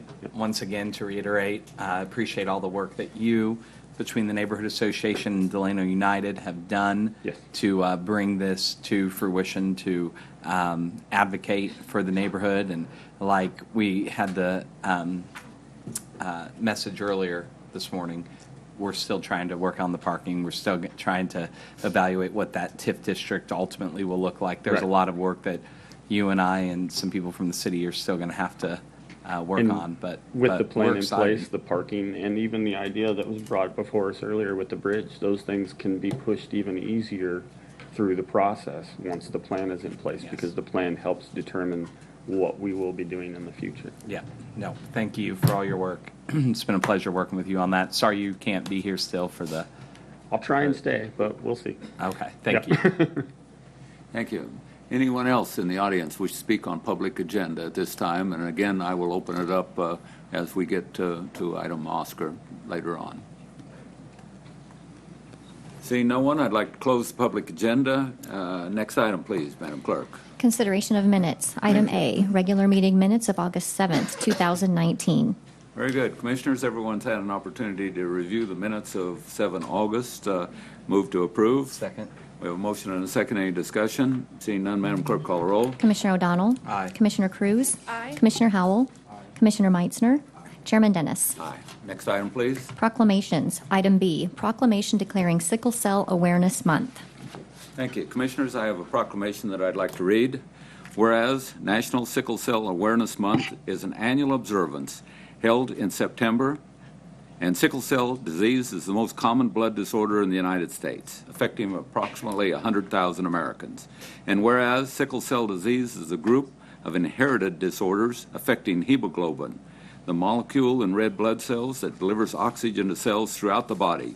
Sickle cell disease causes atypical hemoglobin molecules called hemoglobin S, which distorts the red blood cells into a sickle or crescent shape. And whereas this disease is most common among peoples whose ancestors came from Africa, Mediterranean countries, the Arabian Peninsula, India, and Spanish-speaking regions of South America, Central America, and parts of the Caribbean. And whereas millions of people do not know that they have the sickle trait, because the trait does not cause illness, yet it occurs in about 1 out of every 365 black or African American births, and 1 out of every 16,300 Hispanic American births. And whereas Sickle Cell Awareness Day will help raise public awareness of individuals and families affected by this disease, as it is critical that those affected by the sickle cell disease have access to quality, affordable care, and that research of this disease continues. Now, therefore, be it resolved that I, Chairman David T. Dennis, and the Board of Sedgwick County Commissioners do hereby proclaim September 2019 as Sickle Cell Disease Awareness Month in Sedgwick County and help focus attention on the need for research and treatment of the sickle cell disease. Commissioners, you've heard the proclamation. Move to approve. Second. We have a motion and a second. Any discussion? Seeing none, Madam Clerk, call the roll. Commissioner O'Donnell. Aye. Commissioner Cruz. Aye. Commissioner Howell. Commissioner Meitzner. Aye. Chairman Dennis. Aye. And Adrian Byrne is here to accept it. Thank you. Welcome. Good morning, Commissioners and Board of Health. Sickle cell disease is a group of inherited red blood cell disorders, as you said. It's inherited the same way that people get their hair color, eye color, skin color. A person with sickle cell disease is born with it. Healthy red blood cells are round and they move through small blood vessels carrying oxygen to all parts of the body. In sickle cell disease, the red blood cells become hard and sticky and look like a C-shaped farm tool called a sickle. Sickle cells can get stuck in small blood vessels and block the flow of blood and oxygen to organs in the body. These blockages cause repeated episodes of severe pain and can cause organ damage, serious infection, or even stroke. And as you said, there's an estimated 100,000 people in the U.S. that are affected by this. There's no best single treatment for all people with sickle cell disease. Treatment options are more for symptoms and are different for each person depending upon the symptoms they are experiencing. Treatments can include receiving blood transfusions, maintaining a high fluid intake, receiving IV fluids, and then medications to help with the pain. To date, the only cure for sickle cell disease is a bone marrow or stem cell transplant. The United States Department of Health and Human Services is working on breaking down barriers for those who seek treatment, finding a cure beyond bone marrow or stem cell transplants, educate healthcare providers on how to identify and treat patients in pain crisis, bridge the gap between sickle cell disease pediatric care to adult care for patients, and connect across various health and human service agencies and increase sickle cell disease advocacy groups. I appreciate the opportunity to bring awareness to this sickle cell disease. Adrian, thank you very much for being here and bringing this attention to the public. I appreciate it. Thank you. Thank you. Madam Clerk, next item. Item C, proclamation declaring Suicide Prevention Week. Thank you. Commissioners, I have a proclamation that I'd like to read. Whereas in the United States, one person dies by suicide every 12 minutes, with an average of 123 deaths by suicide each day. Every 3.5 days, someone in Sedgwick County dies by suicide. And whereas statistics show that in Sedgwick County, 54% of the individuals who die by suicide have a medical illness. In 2018, 18% of these individuals suffered from a cardiovascular illness, and 14% suffered from a neurological disorder. And whereas far too many Sedgwick County residents and Kansans die by suicide each year, and most of these deaths are preventable. In 2018, 101 Sedgwick County residents died by suicide. And whereas the mission of Sedgwick County Suicide Prevention Coalition is to promote and implement evidence-based approaches, local research, and community change to reduce the impact of suicide with the ultimate goal of zero suicides in Sedgwick County. And whereas in Sedgwick County, help is available by calling the Suicide Prevention Hotline 24 hours a day, 7 days a week at 316-660-7500. Now therefore be it resolved that I, Chairman David T. Dennis, and the Board of Sedgwick County Commissioners do hereby proclaim the week of September 8th, 2019 as National Suicide Prevention Week. The topic of suicide will continue to challenge us all to increase our awareness and education, and I call upon the residents of our community to join me in learning to recognize the signs of someone at risk, taking those signs seriously, and knowing how to respond. Commissioners, you've heard the proclamation. Move to approve. Second. We have a motion and a second. Any discussion? Seeing none, Madam Clerk, call the roll. Commissioner O'Donnell. Aye. Commissioner Cruz. Commissioner Howell. Aye. Commissioner Meitzner. Chairman Dennis. Aye. And this is accepted by Sean Allen, President of Suicide Prevention Coalition. Welcome. Thank you guys so much for having me. Like you just said, I'm the president of the Suicide Coalition here in Sedgwick County. During the daytime in my regular job, I'm the senior director of the Mental Health Association's outpatient program here in our community. Suicide prevention is so important to our community. Just like the data and statistics that you read off, and Dr. Klaus will present on our 2018 data here shortly. We just appreciate anything that our community is willing to engage with us to break the stigma against speaking out against suicide, and just all of the prevention efforts that we do in our community. I just wanted to talk about a couple upcoming events that we have coming up. And one is the AFSP Out of Darkness Walk. That will be later this month here in September. Also, we have the Party for Prevention, which is our biggest fundraiser event that we do. It is September 12th, and I know Joan with ComCare passed out some save the date cards around here as well. We also do a Survivors of Suicide Loss Day. That's usually hosted at Via Christi or whatever area we can secure, but that's for any survivors of suicide loss. And we have support groups and clinicians there to support anyone. It's a free service here in our community.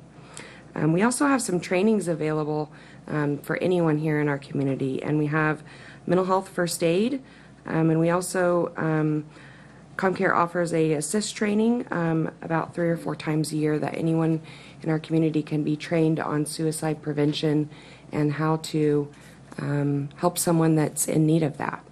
So I just want to thank you guys for the proclamation of Suicide Week, and thank you very much. Thank you. I appreciate you being here, and thanks for what you do. I just saw an article on the TV the other night about the high rate of suicide among our farmers because of the stress that are being put on by farmers. As a retired military officer, I see how many of our former military are committing suicide each and every day. So it's a very, very important issue, and we appreciate you bringing this to the attention of the public. Thank you. Thank you. Madam Clerk, next item, please. Appointments. Item D. Accept the resignation of Joe Brown from the Sedgwick County Advisory Council on Aging and Physical Disabilities. Mr. Papoon. Mr. Chairman, Mike Papoon, Interim County Councilor. This is a resignation by Joe Brown, the chairman's appointment to the Sedgwick County Advisory Council on Aging and Physical Disability. Mr. Brown's letter of resignation is in your backup, and recommended action is to accept the resignation. Thank you. Well, this is one that I really don't want to do. He is my appointee to the Aging and Physical Disabilities Council. It's a very, very important position because they advise us on issues that involve some of our most vulnerable citizens. He was actually the chairman of this committee. He's resigning because of stress that has been put on him as the chairman of this organization. And that's tragic that someone who's volunteering their time and effort is resigning. But the main reason that he's got stress is because one of the appointees by our commission is causing stress in that entire committee. And I wouldn't doubt that we may have more people resign as a result of that in the future. We have commissioners that meddle in that committee, and we have, as I said, one person that day in and day out, as they try and meet, dominates the entire commission over there. So it's tragic that I have to accept the resignation of someone that is so valuable to us, and the reason that he's resigning is tragic. So with that, I move that we accept the resignation of Joe Brown and tell him thank you very much for his service. We sincerely appreciate it. I truly wish that he could continue to serve. I wish that there wouldn't be the problems that we're having in that organization right now. So with that, I move that we accept. Second. We have a motion and a second. Any discussion? Seeing none, Madam Clerk, call the roll. Commissioner O'Donnell? Aye. Commissioner Cruz? Aye. Commissioner Howell? Aye. Commissioner Meitzner? Aye. Chairman Dennis? Aye. Next item, please. Item E, resolution reappointing CAROLYN Walters to the Sedgwick County Intellectual and Developmental Disabilities Advisory Board. Thank you, Commissioner, Mr. Papoon. Yes, Chairman. This is a resolution reappointing Carolyn Walters, which is Commissioner Howell's appointment to the Sedgwick County Intellectual and Developmental Disabilities Advisory Board. This is a 15-member board. Each of you have 3 appointments to this board. The resolution's in proper form. Ask that you approve the resolution. Thank you, Commissioner Howell. Thank you, Mr. Chairman. I would I just want to say thank you to CAROLYN Walters for her good service to the county. She's done a great job, and because of that, I would like to have her reappointed to this board. So I would move the nomination forward, appointing CAROLYN Walters to this board. Second. We have a motion and a second. Any discussion? Seeing none, Madam Clerk, call the roll. Commissioner O'Donnell? Aye. Commissioner Cruz? Aye. Commissioner Howell? Aye. Commissioner Meitzner? Aye. Chairman Dennis? Aye. Is Ms. Walters here today? Okay. Next item, please. Item F, resolution reappointing Joe Johnson to the Wichita-Sedgwick County Metropolitan Area Planning Commission. Commissioner Meitzner. I'm sorry. Mr. Papoon, I'm cutting you out. I'm sorry. That is fine. Commissioners, this is a resolution reappointing Joe Johnson to the MAPC. This is a joint board, city-county board created by interlocal agreement. The city has 7 appointments. Each county commissioner has 1 appointment, and then we have 2 at-large appointments. This, of course, is Commissioner Meitzner's appointment to the board. And he's asking to appoint Joe Johnson. The recommended action is to adopt the resolution. Thank you. Commissioner Meitzner. Thank you, Mr. Chairman. Joe, I see you in the audience. I just wanted to reconfirm to the public that me and you have talked about your previous service and your intent and willingness to continue to serve, and not only on this board, but many boards in the city and many things that you do in Sedgwick County and the city. It's very appreciated, and I'm honored to nominate you to be reappointed to this very important board. And I would like to second that nomination. Yeah, that's a motion, I guess. Yeah. Joe Johnson and I have served in a number of positions over the years, and he's one of the finest community volunteers that I know. So it is my pleasure to second that motion. Any discussion? Seeing none, Madam Clerk, call the roll. Commissioner O'Donnell? Aye. Commissioner Cruz? Aye. Commissioner Howell? Aye. Commissioner Meitzner? Chairman Dennis? Aye. And Mr. Johnson is here if you can be sworn in, and when you're finished being sworn in, if you'd like to make any comments. You can only say good things about Commissioner Meitzner and I. Just raise your right hand. I do solemnly swear that I will support the Constitution of the United States, the Constitution of the State of Kansas, and faithfully discharge the duties of the office of Wichita-Sedgwick County Metropolitan Area Planning Commission, so help me God. I do. All right, congratulations. Commissioner Meitzner, thank you for the kind comments, and Chairman Dennis, I appreciate it. It's been an honor to serve on this commission.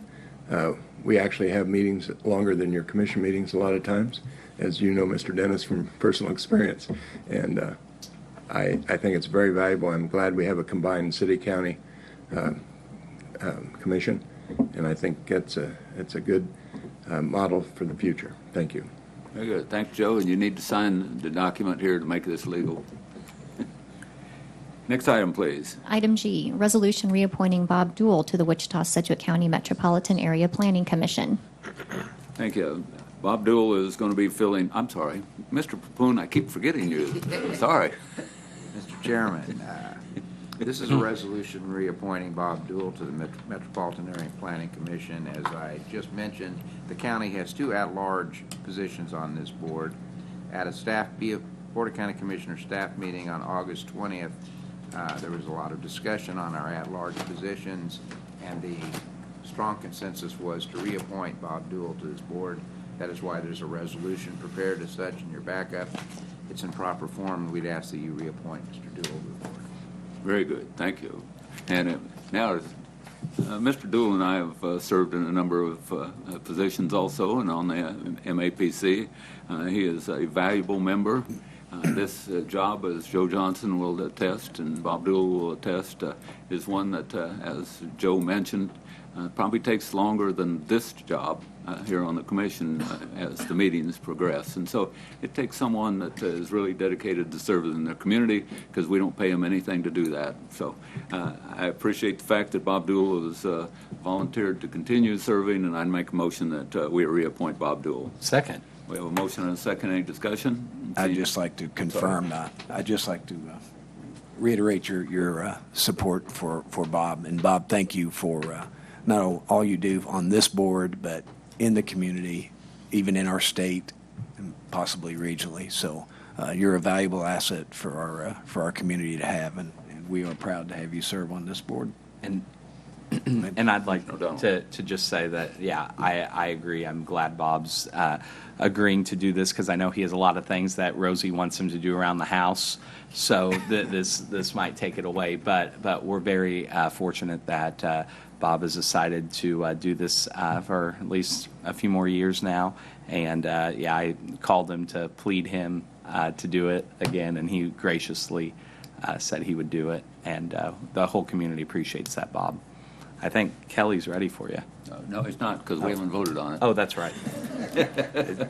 I don't see any other comments. Madam, we have a motion and a second. Madam Clerk, call the roll. Commissioner O'Donnell? Aye. Commissioner Cruz? Aye. Commissioner Howell? Aye. Commissioner Meitzner? Aye. Chairman Dennis? Aye.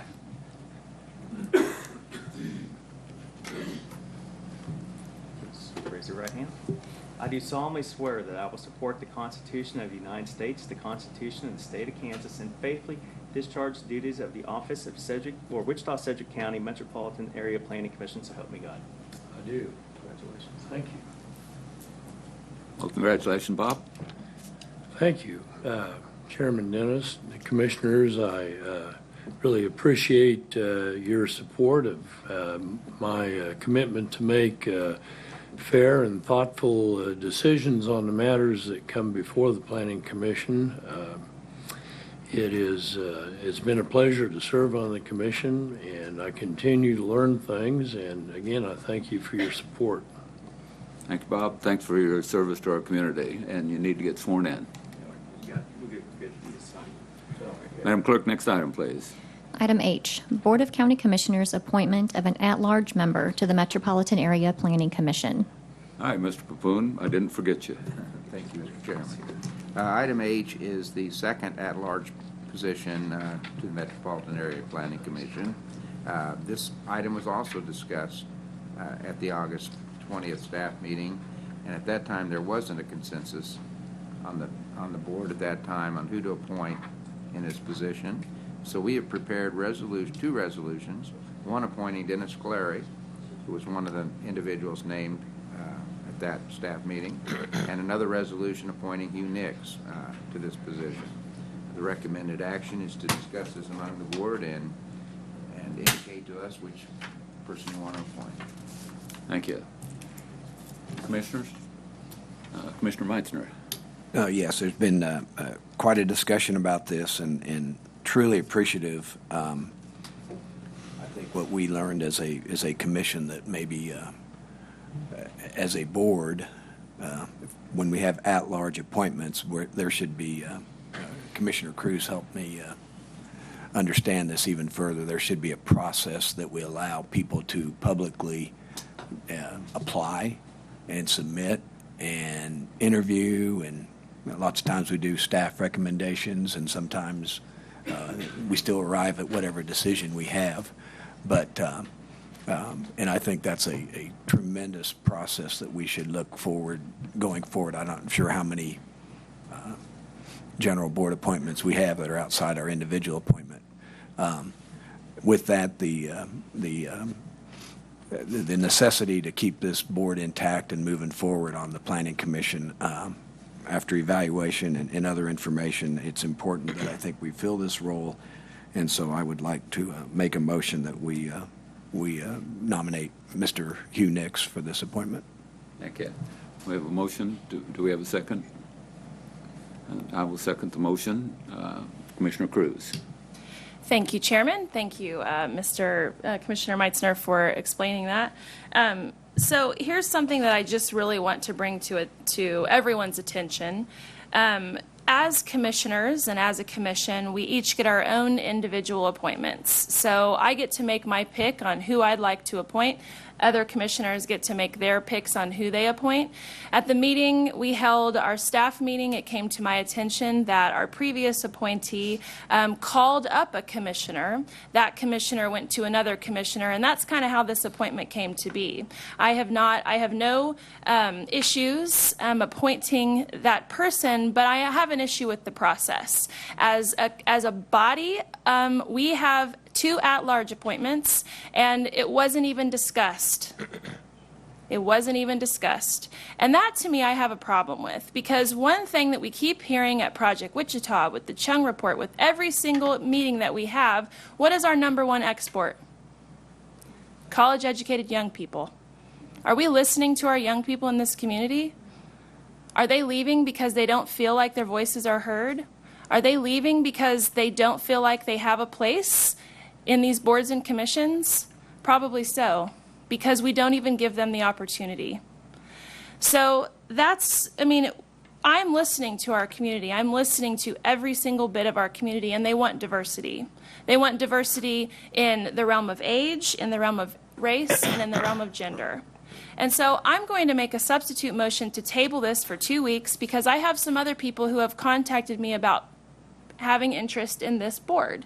And I think that we can give, at any time, can anybody please answer me this? So, Chairman, I think that you have served on this board for multiple years. How many years did you serve? 9. Were there ever any time during that time that you did not have a full board? As people cycle on and off, we'd have dropped down below 14 at times. But so would it be okay to table this for 2 weeks? Yeah, they can still function with 13. Okay. So that's what I'm asking. I'm asking to give a little bit more time so that we aren't, I would like to discuss the process. I would like to have a resolution about how we appoint these in the future, how all commissioners need to have a voice before decisions are made. That's what I'm asking for. So I would ask for that we table this for 2 weeks so that we can have a little bit more discussion about how this resolution is going to be placed in the future. Thank you. Commissioner Howell? Well, thank you, Mr. Chairman. I really appreciate the comments of Commissioner Cruz. I think you've really highlighted something that's needs to be better than we've been doing in the past. The old way is not as good as it could be, and I think there's ways to improve this process. So I really appreciate your leadership on this issue, and I would be pleased to second the substitute motion. Thank you. Any further discussion on the substitute motion? Commissioner O'Donnell. My question would kind of be for you, Mr. Chair, because I'm always the first one to vote. So I just didn't know if that was something that you felt comfortable with us doing, or what you would like to do about that. We always defer to a commissioner that asks to defer something, and I don't know that we should break that precedent. Okay. Well, and I would like just to state something. I talked to Mr. Nix yesterday. He called me. He had a medical appointment, so he wasn't able to be here today, but I know he would do a great job, and I had given him my support and told him I would have been supportive of him had that vote been today. And I try to keep my word, and so when we come back in a couple weeks, I'll still be at that position. But I do agree, diversity is a great thing. We need that. I believe that that generally comes from organic, from the ground up, is the way that we make change, not necessarily from government mandating it down. But I'm always supportive of more diversity in everything that I do. So just wanted that to state my support for Mr. Nix. Thank you. Thank you. Commissioner Meitzner? So by delaying this 2 weeks, I totally agree with us coming up with a process for these at-large. Are we going to be able to have a defined process between now and 2 weeks from now, or are we just going to kind of discuss it internally and then bring this back in 2 weeks? I'm not sure what the intent here is in this 2-week delay. I would have to say that the intent is we have at-large appointments that we make throughout our organization. I feel like just this 8 months that I've been here, we have had a certain process for all the other at-large appointments, and I think that we could make a definitive statement. If we couldn't do it within 2 weeks, and I would hope that we could. I don't think that does anyone see a reason why we couldn't get this done in 2 weeks? I think the process that we went through on this, the discussion we had at an open staff in a public setting on August 20th kind of sets the premise for what this policy is going to look like. I think that's an essential component. How people get nominated, whether they can self-nominate through the office, through Lisa and Carol, or whether they can contact the commissioner or any staff person, I think we can refine that and make that part of the process, step one of the process. But every time that that we would have an open discussion on any appointment that is not individualized to a commissioner, I think that I think what we went through on August 20th kind of sets the preview for that. So we can put that on paper. I need to work with the front staff out here on how we're going to process this, and I think we can do that in fairly short order.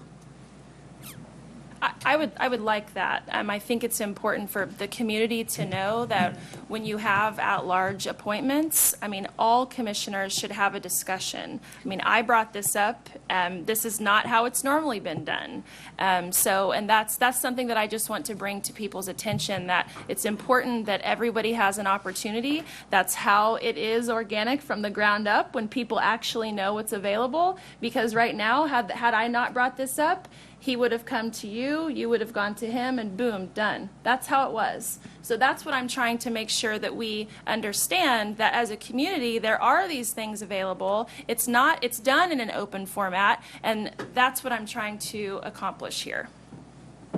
Thank you. Commissioner O'Donnell? Thank you. And I agree, having a process was good, opening it up, but it's not going to change anything, because in 2 weeks, we're just going to come back again, and Mr. Nix, he's the only person that's reached out to me about this. Not a single other soul has approached me about this appointment, as far as I can remember. I haven't met with anyone about it, and we've already heard a motion, a second, and I've also reiterated my support for Mr. Nix. So I don't know why we would delay the inevitable when people have already made their public positions on who we're going to be supporting. So you made your decision before anybody else was even put on the table. So there were two, but you made that decision between myself. Right, but what I'm saying is, I think as a person who sits here and makes a decision for the community at large, you not even considering anybody else, I guess I take issue with, because I think no one else was contacted. You haven't received Dennis Cleary's resume to your email multiple times? Multiple times? It's been there at least twice. I received it once, but Mr. Cleary never reached out to me or So you did receive it, though? But there was nothing attached to it. It just said, here's an email, a bio. Okay, well, But you can make up your, I'm just saying the process, I believe, should be set. I don't think that it's okay for one person to contact a commissioner and a commissioner says this is the person, when it's an at-large appointment. If that's your own personal appointment, sure, that's your right as a commissioner. But as a governmental body who makes decisions for everyone, and we have two opportunities to make a decision for the community at large, we should open that up and consider all people who want a chance. Hey, Anything else? No. Commissioner Cruz, do you have anything else? Nope. Okay, we have a motion and a second on the substitute motion. As we work this process, the one thing that I want to make sure that we don't ever do is when it comes to the board, we don't want to cut down one candidate and build up another candidate. These people are volunteers. I don't ever want us to get into a position where we say this person is the absolute perfect candidate because this one is a bad candidate. We have to keep it positive. I just want to make sure that we do that as we move forward.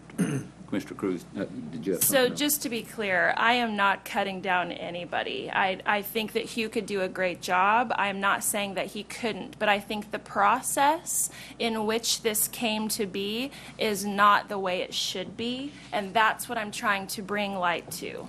Yeah, and I didn't mean to insinuate that you were trying to cut down Hugh Nix or anything. I just saying if we're going to look at a process, whatever that process is, has to make sure that we keep very positive on everybody.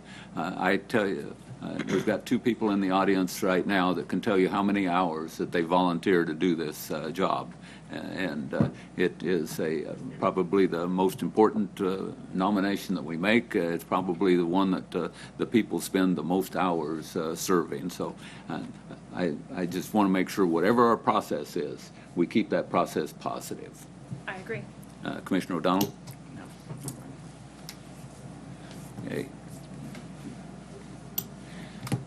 I don't see any other comments. We have a substitute motion. Madam Clerk, call the roll. Commissioner O'Donnell? Aye. Commissioner Cruz? Aye. Commissioner Howell? Aye. Commissioner Meitzner?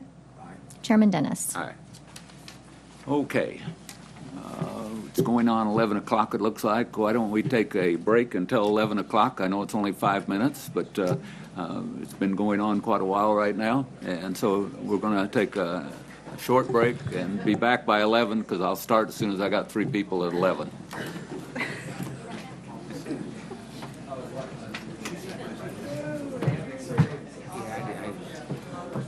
You see, well, maybe, yeah, do you have any thoughts on whether it should be addressed?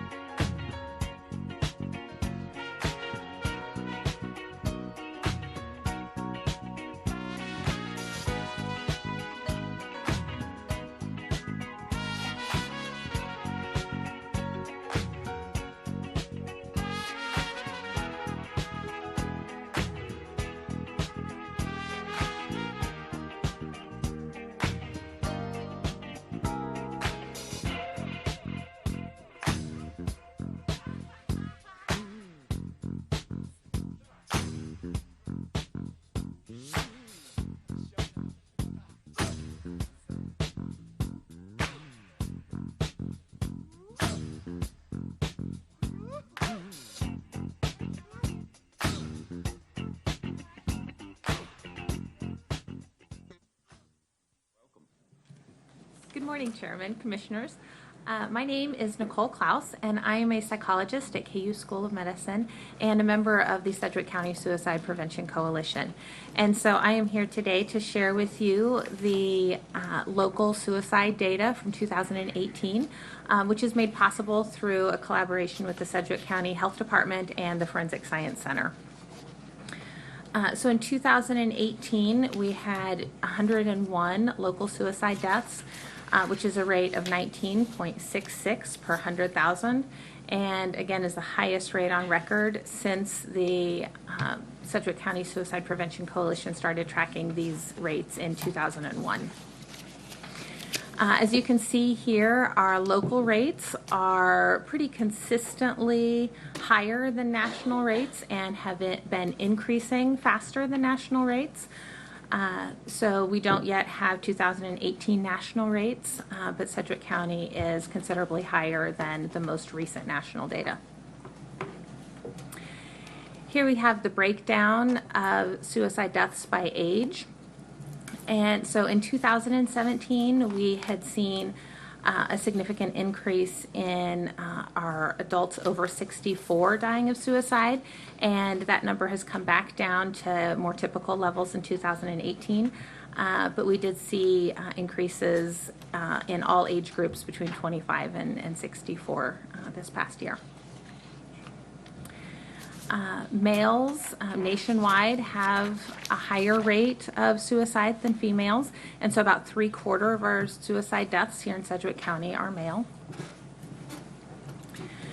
And when we look at the method of suicide, gunshot is traditionally the most common method of suicide, and we've seen significant increases in gunshot deaths over the last 4 years.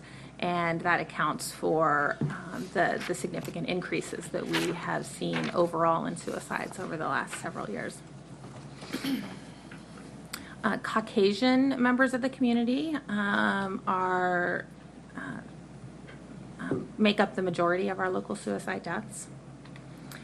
And when we look at other risk factors, we know that nearly 60% of those who died have a documented history of mental illness, and a significant portion have a history of suicidal ideation or attempts.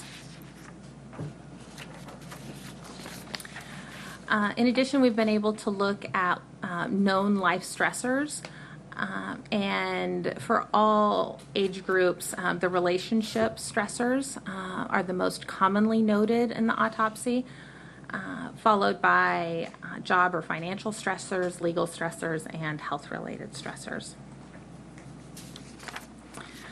In 2018, 12% of our local suicide deaths were veterans, and about 1/3 of our local suicide deaths had a positive alcohol toxicology result, and 60% had at least one drug in their system. Those may have been prescription drugs that were taken appropriately or illicit drugs.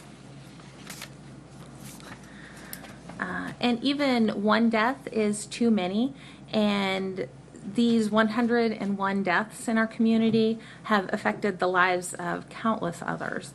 And so all members of our community can play a role in suicide prevention, especially through awareness of the signs, including changes in mood, behavior, or verbalizations. And this is the first step in getting help for yourself or another person. And so there are a variety of tips and steps that you can take to get somebody help. And finally, in honor of Suicide Prevention Month, there are multiple events and trainings coming up in our community that everybody is invited to attend and participate in. Thank you. Dr. Klaus, thank you very much. Commissioner Cruz? Thank you for being here today. Thank you, Chairman. Are we going to have this up on our website? So this will be up on our website and hopefully on our Facebook and our social media channels too. You know, suicide is very near and dear to my heart, unfortunately, because my grandfather died by suicide and my uncle died by suicide. So this is important, I think, that we all pay attention. We see the signs. We be kind to people. I really cannot thank you enough for the work that you do.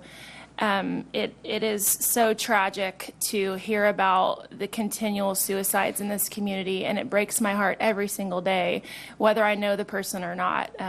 So again, just thank you so much for what you do, and let me know how I can help. Absolutely. I'm so sorry for your losses, and I appreciate your support. Sure.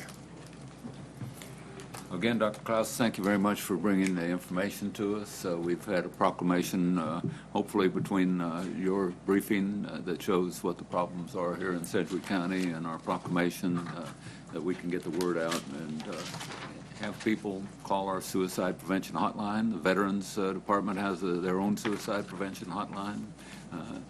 Our ComCare is available. We have a nationwide number, so there's a lot of avenues people can go to. They just need to ask for help or recognize in someone else that they need some help. So, thank you. Thank you very much. I move that we receive and file. Second. We have a motion and a second. Any discussion? Seeing none, Madam Clerk, call the roll. Commissioner O'Donnell. Aye. Commissioner Cruz. Aye. Commissioner Howell. Aye. Commissioner Meitzner. Aye. Chairman Dennis. Aye. Next item, please. Item J, addition to the Sheriff's Office staffing table.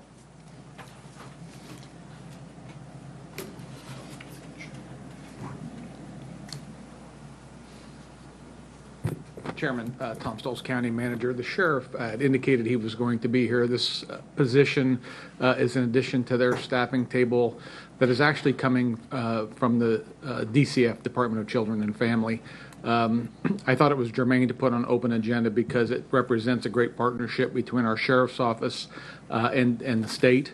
We have talked in this chambers historically about increased communication between DCF and our law enforcement, and you yourself have brought up some type of data sharing and communication, and I think this is the final step to do that, to actually put an embedded body from DCF into the Sheriff's Department.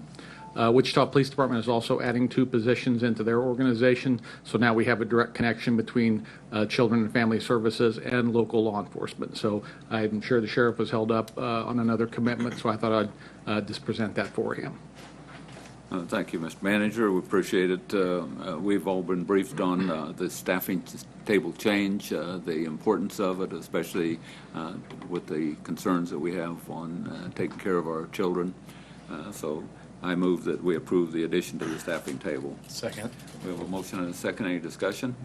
Seeing none, Madam Clerk, call the roll. Commissioner O'Donnell. Aye. Commissioner Cruz. Aye. Commissioner Howell. Aye. Commissioner Meitzner. Aye. Chairman Dennis. Aye. Thank you. Next item, please. Item K, accept a donation in the amount of $180 for Sedgwick County EMS. Thank you. I don't see Dr. Gallagher in the room. Oh, Rusty, you don't look like Dr. Gallagher. Thank you. Good morning, Chairman, Commissioners. Rusty Leeds, Public Safety Manager. This morning, on behalf of EMS and Public Safety Division, we would like to let you know that the First National Bank of Hutchinson, which has branch banks in Andale, Mount Hope, and Goddard, collects monies for various charities that they then identify and donate to. For the month of May of this year, they elected to make a donation to Sedgwick County EMS in the amount of $180. We would like to thank the First National Bank of Hutchinson for their support of our first responders, for their community involvement, and also for their support of health and wellness in Sedgwick County. And with that, we would ask that you accept the donation and authorize the chairman to sign the thank you note or letter. Thank you, Rusty. Appreciate it. Again, we want to make sure that we thank the First National Bank for their support of our EMS. Our EMS is fantastic. I've said that a lot of times. We're very pleased with our countywide EMS program that we have here. And I make a motion that we accept a donation of $180 and authorize me to sign a letter of thanks.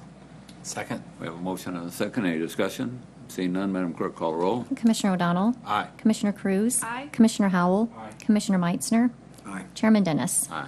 Thank you, Rusty. Thanks, sir. Next item, please. Item L, Delano Neighborhood Plan 2019.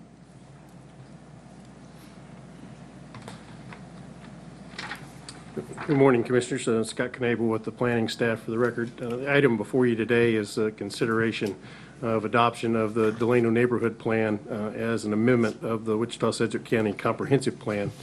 The item was originally initiated back in 2018 as an update to the 2001 Neighborhood Revitalization Plan that after 15 years of implementing projects had reached a point where really needed to identify new strategies as well as address plans for changes to the area that weren't anticipated by that 2001 plan, most namely the reconstruction of the baseball stadium in the neighborhood. This plan was originally approved by the Board of County Commissioners in April of 2018 and was then subsequently considered by the Wichita City Council, who deferred action on the item several times during 2018, and then in November of 2018 directed that a ballpark village master plan, which is one of the 11 strategies identified in the Delano Neighborhood Plan that was adopted by the Board of Commissioners, be developed and included in the plan as opposed to being an implementation strategy of the plan. And so what we have bringing back to you today is a plan that includes a ballpark village master plan that was developed by Goody Clancy consultants, who were the consultants that developed the Project Downtown Master Plan, and I'll present this information to you today for your consideration. As stated on the screen here, the Delano Neighborhood Plan is intended to really not make, but increase the vibrancy, historic character, and pedestrian-oriented urban district that offers a diverse range of dining, entertainment, residential opportunities, and others to people in the broader community.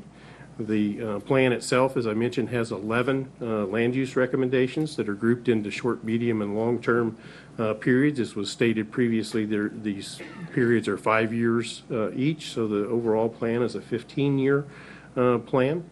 The short-term recommendations are to design the ballpark village, which has been done and is included, and I will discuss in greater detail here later in the presentation.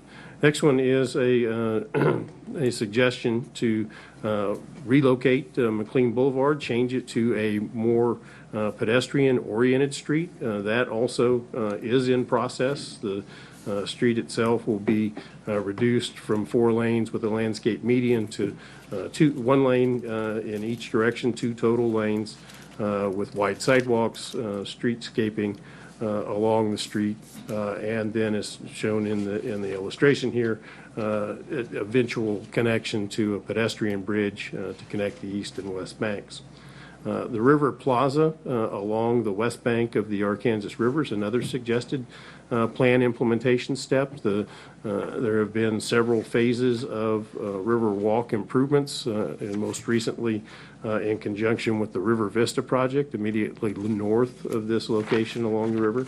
This would extend that river walk and public open space as a public amenity for use by all, and then coordinate that effort with development of the dining and entertainment type establishments that I mentioned previously in the vision.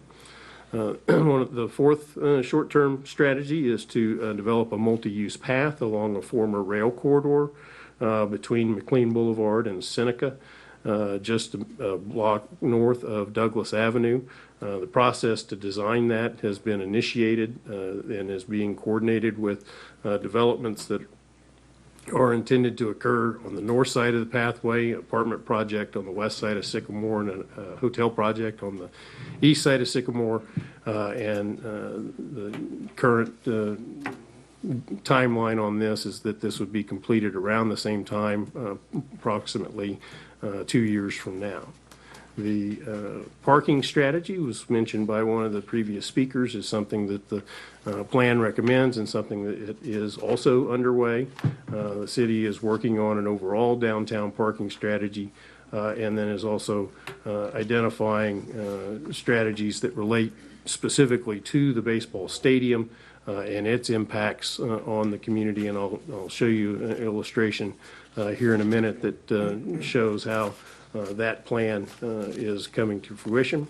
The future land use strategy for the neighborhood is a proposed recommendation that has several components. One is to rezone the commercial properties along Douglas to the central business district zoning classification. That's something that has been happening on a piecemeal basis, property by property, for the better part of 10 years. And now approximately half of those properties are zoned in that district. That district does not require on-site parking, and so is a key strategy associated with the parking strategy itself. The other piece of this is to update the Delano Neighborhood Design Guidelines, which as we have been implementing it through the years, it's clear that the guidelines that were developed in 2003 are very focused on the Douglas commercial corridor and the single-family residential components of the neighborhood, but don't really provide great guidance for other types of developments that have and are occurring in the neighborhood. So this would address that identified issue. The midterm recommendations are to extend the Douglas streetscape, which was completed after the 2001 plan was adopted between McLean and Seneca. This would extend that streetscape from westward from Seneca to Vine, as well as look at various options from Vine to Meridian for how that street could be a more pedestrian-oriented street that goes through the heart of the neighborhood. Identifying the neighborhood, and this is a carryover from the previous plan. The previous plan suggested wayfinding neighborhood markers so that people coming to the neighborhood would be able to more readily find the various destinations that the neighborhood offers. Housing conditions continue to be an issue in the neighborhood, particularly older homes that are not receiving the appropriate level of maintenance from their owners, and so the plan suggests a strategy to identify and promote better home maintenance by property owners.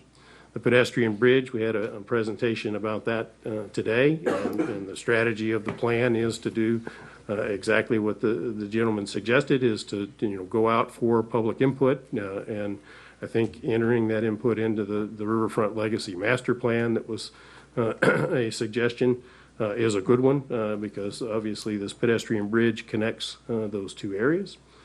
And then the final long-term strategy is to redevelop the Hanley Street corridor, which is a north-south street that runs halfway, or not halfway, but midway between Seneca and McLean, and would provide a connection to the Keeper of the Plains, which right now has very indirect pedestrian access from the neighborhood. There is not a direct pedestrian connection to that major community asset, and so the plan suggests making that improvement.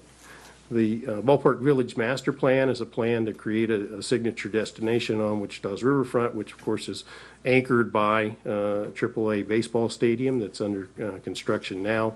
The intent of that is to create a regional economic stimulus and then celebrate and enhance the unique sense of place that's present along the Arkansas River right in the heart of Wichita. You can see the boundaries in red of the Ballpark Village Master Plan, and then there are both private and publicly owned land. The publicly owned land is owned by the city of Wichita and is outlined in orange. Predominantly that area will be the location of a AAA baseball stadium, as well as a riverfront park along the banks of the Arkansas River. And then 4 acres of that area would be developed by a private development group with entertainment and dining and retail type establishments that are baseball oriented. The 2 private areas outlined in yellow would also likely be developed with entertainment, baseball-oriented commercial development, but also, as I'll show you in a minute, there are ideas about doing office, hotel, and residential development in those locations. This is that map that I mentioned to you. These are illustrations of potential buildings. One thing that I like to always say when I present these plans, the one thing I can guarantee you is that this area will not get developed exactly like this image right here. There will be flexibility in the development. This is one concept that is based on conversations between our consultant, Goody Clancy, and the two development teams that are predominantly pursuing development interests in this area. You can see that it shows a mixture of the retail and commercial that I mentioned, as well as the office and residential development in locations immediately around the stadium. The parking strategy is one that, as was mentioned previously, the stadium itself being a AAA stadium is having a total capacity of 10,000 is a larger footprint than the stadium that was there previously. And so the amount of on-site parking is reduced by 50% or slightly a little bit more. So there will be a need to provide a way to connect existing parking assets that are both north, south and east of the stadium. And as was mentioned, there are considerations of looking at potentially providing additional stadium parking west of the stadium, but that issue is of this point unresolved. One of the things that came out in addition to conversations about parking and how am I going to get to the stadium, which was a large piece of our conversation with the community. The other piece was, that the preservation of the views of the Arkansas River from McLean Boulevard.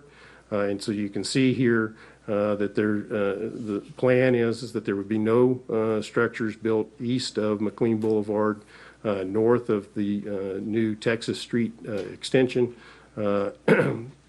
all the way to Douglas. That would be public open space, and would the river itself would be visible from McLean and accessible from McLean Boulevard for public use. The plan suggests that developing private retail, restaurant, entertainment establishments between McLean Boulevard and the river, potentially even having patio decks that go over the river, but in that process, attempting to preserve still access to the river and views to the river. And then the third visual corridor that I want to bring up that is of importance is the one from the Delano Clock Tower to the Delano entrance of the stadium, and requiring in the development of the site north of Texas that that building be set back and that there be a public plaza that would provide that view to the Delano entrance to the stadium. The plan suggests that as I mentioned, the development be pedestrian oriented, and so the primary way in which that is accomplished is by creating what's called primary active edges along the street, where outdoor dining, entertainment, retail is located right at the sidewalk's edge. And so the plan's primary premise is to develop the sites, commercial sites in the neighborhood that way. It also, as you can see, indicates that we should also have that same active edge along the river so that people who are dining or visiting other establishments would have a view of downtown and the river from those active edges. The recommendation from the Planning Commission was to adopt the Delano Neighborhood Plan as an amendment of the overall comprehensive plan. That was by a 10-0 vote on July 11th. The City Council also unanimously approved the plan on August 13th. And the recommendation before you today is to take that same action and adopt this plan. With that, I will stand for questions. Thank you, Scott. Any questions from the commissioners? Commissioner O'Donnell. No questions for you, Scott. Just thank you for this. Thank you for all the work that you and your department have done on that, even if we differ on how you pronounce McLean Boulevard.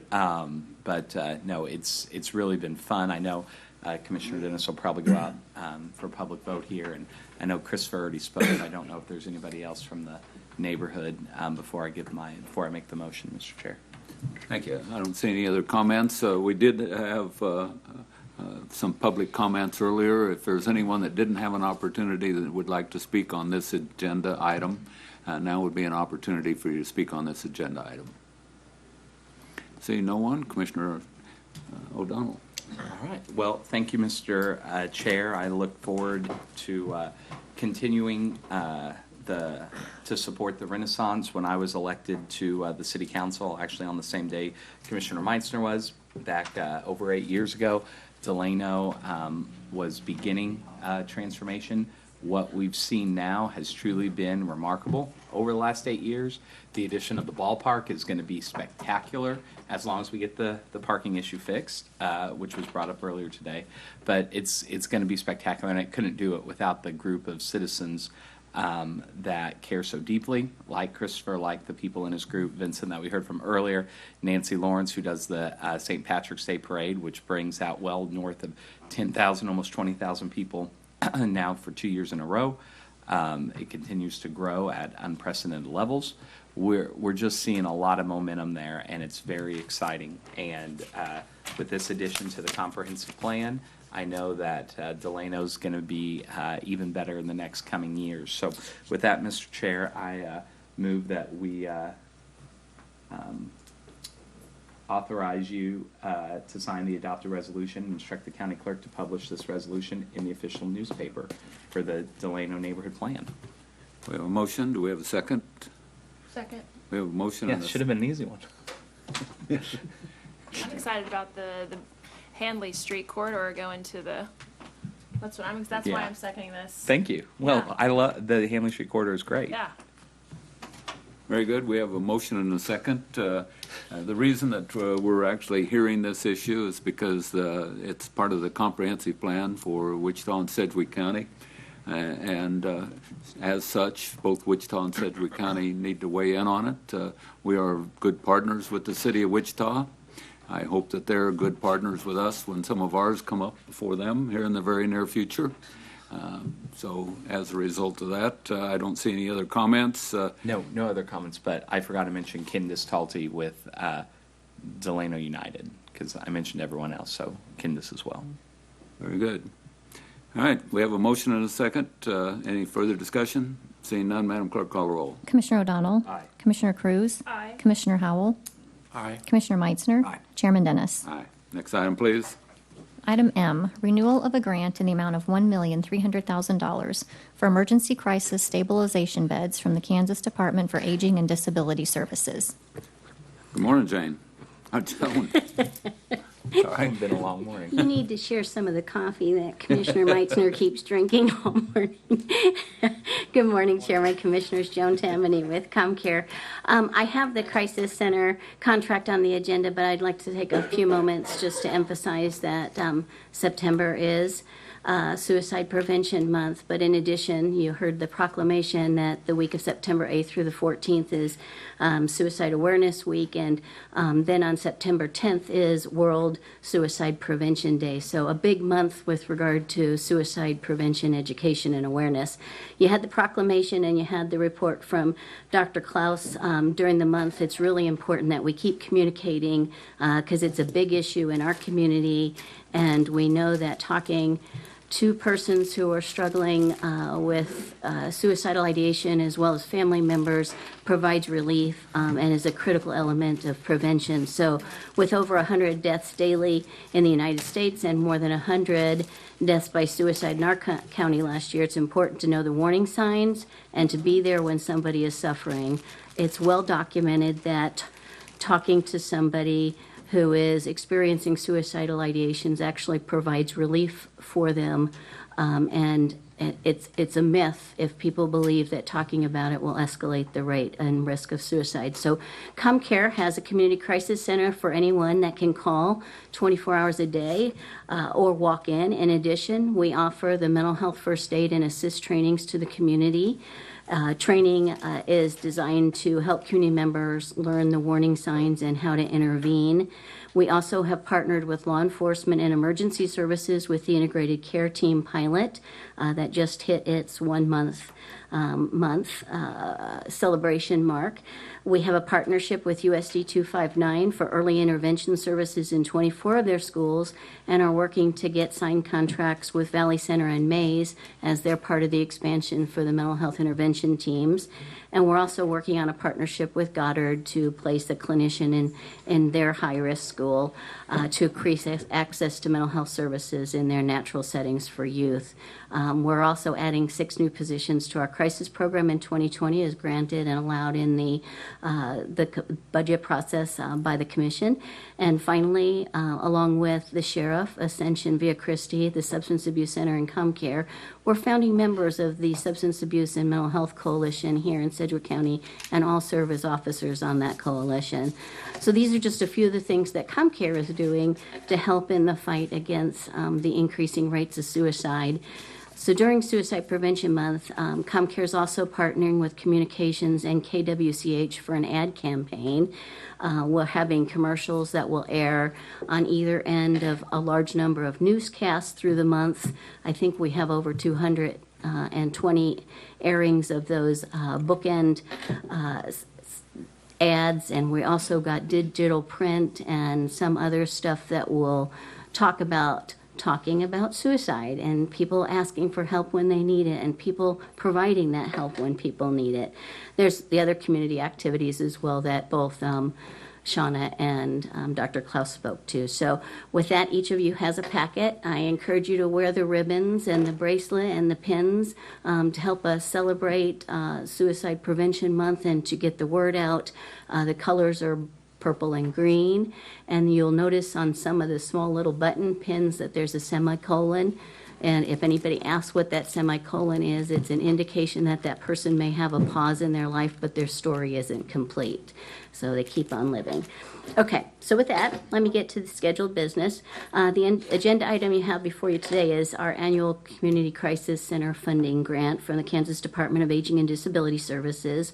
The amount is unchanged from previous years. I'm pleased to report that this is our funding for the year moving forward, and it's for the whole year. We're not dealing with that half-year issue that we had last year. It's for $1.3 million. This covers in part some of our administrative costs and also provides us the ability to provide care to people with a lack of insurance or who are underinsured. As you know, the Community Crisis Center is a vital service in our community, and the services provided by ComCare and our substance abuse partner, SAC, the Substance Abuse Center of Central Kansas, is intended to prevent higher levels of care for persons experiencing psychiatric and substance use emergencies. The Crisis Center serves youth as well as adults from Sedgwick County, Butler County, and Sumner County, and we know that without this service, that people would be utilizing emergency services more. Our detention center would have more residents, and then people wouldn't be getting the need for their psychiatric crises that they need. So, as always, we know that suicide doesn't have a demographic preference. It's equal opportunity, and it's really just important to keep emphasizing ask. If you think somebody's struggling and they might harm themselves, ask. It's going to provide an opportunity for them to talk about it and hopefully get through that moment of crisis. So I'm here to ask you to approve the grant award, authorize the chairman to sign the grant agreement and supporting documents, and to authorize budget authority for this funding. Thank you. Commissioner O'Donnell? Thank you, Mr. Chair. Joan, I know it's not part of the motion today, but what you talked about earlier with the school districts and partnering with them, I just can't thank you and your team enough for that. I've heard now from school board members, not just in Wichita, but also Goddard, since I represent a lot of, I represent the south part, where Commissioner Dennis is on the north side of it, and they're just ecstatic about this, because obviously treating, the younger you are when you get treatment, the better your odds are of having a productive life and none of these issues that we see. So I just, that's the key difference when I tell people from the time that I got elected to today, what's changed most with mental health is what we're doing inside the schools. And 259, Dr. Thompson has stopped me and Commissioner Dennis at events before, almost in tears about how happy she is with the partnership. And I tell her all the time, it's really ComCare. I'm happy that we can assist you in that. But Yeah, it's pretty awesome. You know, It you is give awesome. tools awesome. They cope better with stressors as life goes on. You heard relationship and financial stress are two of the highest risk factors. We teach them early. They have opportunity to grow those skill sets. Absolutely. So just to you and your team on that from us, but also I know the school districts are just so happy. Thank you. We'll pass that on. Very good. Did you have a motion? Oh, we need to go out to public. Oh, I don't know whether we need to go public for this. yeah. I make a motion that we approve the reward, authorize chairman to sign all the documents. Very good. We have a motion and a second. Again, we want to thank, first of all, KDADS for giving us this grant once again. One of the things that we need to look forward to in our next legislative agenda is making sure that ComCare is part of the annual budget rather than something that looks like it's something that's an add-on that's nice to have. It is not a nice to have. It's is an a essential. critical issue that we keep in our agenda, on our legislative agenda. So this is part of it. There's a lot more that goes into it. Our number one issue for Sedgwick County is really behavioral health, and this is one way that KDADS is helping us with our number one issue. So we have a motion and a second. Any further discussion? Seeing none, Madam Clerk, call roll. Commissioner O'Donnell. Aye. Commissioner Cruz. Aye. Commissioner Howell. Aye. Commissioner Meitzner. Chairman Dennis. Aye. Thank you, Thank Joan. Next item, please. Item N, amendment to the acting county appraiser contract with Property Valuation Division. Morning, Patricia. Good morning. Patricia Parker, Assistant County Counselor. I'm sorry. We're here today to approve a amendment to the contract with the Department of Revenue for an acting county appraiser. It expires on September 1, and without an interim appraiser or an acting county appraiser, the county will be out of compliance with the state. We need additional time to find the next county appraiser, and so the Property Valuation Department of the Department of Revenue has agreed to extend the contract, the current contract, to December 31st, 2019, whichever occurs first. And so with that, I would ask the board to approve the extension of that contract and authorize the chairman to sign. Very good. Any questions for Patricia? Seeing none, this is the second time we've had to do this, isn't it? Extend. This is the extension. The first time we had an interim county appraiser, and pursuant to law, we could have a 6-month interim county appraiser. When that 6 months ended and we did not have a county appraiser to fill that position, PVD agreed to provide us an acting county appraiser, and that person is Raylene Schnacker, and she is a RMA with the Department of Revenue. She has been providing those services as an acting county appraiser and working with Mark and his staff. In fact, she told me that she didn't have to be down here so much and do much because Mark and the staff were doing quite fine. And so that speaks well of our current appraisal staff. In any event, by September 1st, we did not have a county appraiser on board, so they agreed to extend the contract until December 31st, or the appointment of a county appraiser, whichever one occurs first. Very good. Well, we absolutely have to have a county appraiser, so I move that we take the appropriate action. Second. We have a motion and a second. Any discussion? Seeing none, Madam Clerk, call the roll. Commissioner O'Donnell. Aye. Commissioner Cruz. Aye. Commissioner Howell. Aye. Commissioner Meitzner. Aye. Chairman Dennis. Aye. Next item, please. Item O, resolution authorizing a ballot question relating to the authority of the Kansas Lottery to place electronic gaming machines at a PARIMUTUEL licensee location in Sedgwick County. Thank you. Commissioner Meitzner. Yes, Mr. Chairman, thank you for recognizing me. based on yesterday's staff meeting and the comments from our fellow commissioners and the input, it's all public information. And frankly, in agreement with what Mr. Russ Meyer said earlier about this is a state issue, not a county issue, and maybe to help provide closure on this, and it'll either confirm a 25-year monopoly agreement or provide flexibility in one way or another. I would like to make a motion if I can. And my motion is that I move that we pull this item and direct the county councilor to draft a resolution for consideration by the county commission to be presented to the governor and state legislature, allowing the citizens of Sedgwick County the opportunity to vote on whether to allow electronic gaming machines at a parimutuel licensee location in Sedgwick County. Second. We have a motion and a second. I think we're probably still going to need to get some public input because I didn't get all of the public have an opportunity to talk earlier. In addition, I do not believe that I probably support this motion because I think it's going to put the state of Kansas in jeopardy of a lawsuit.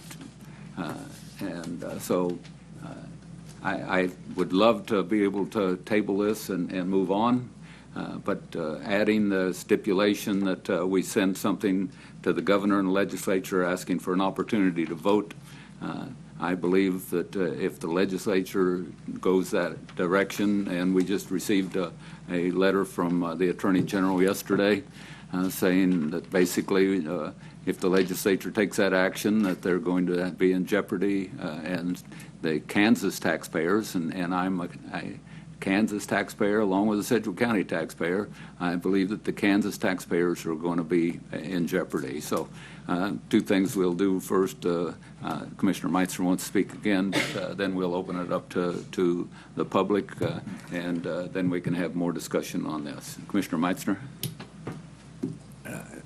Mr. Chairman, my motion is that we pull this item, and we all know that the legislature can act at no cost to anybody. They could they could ignore it.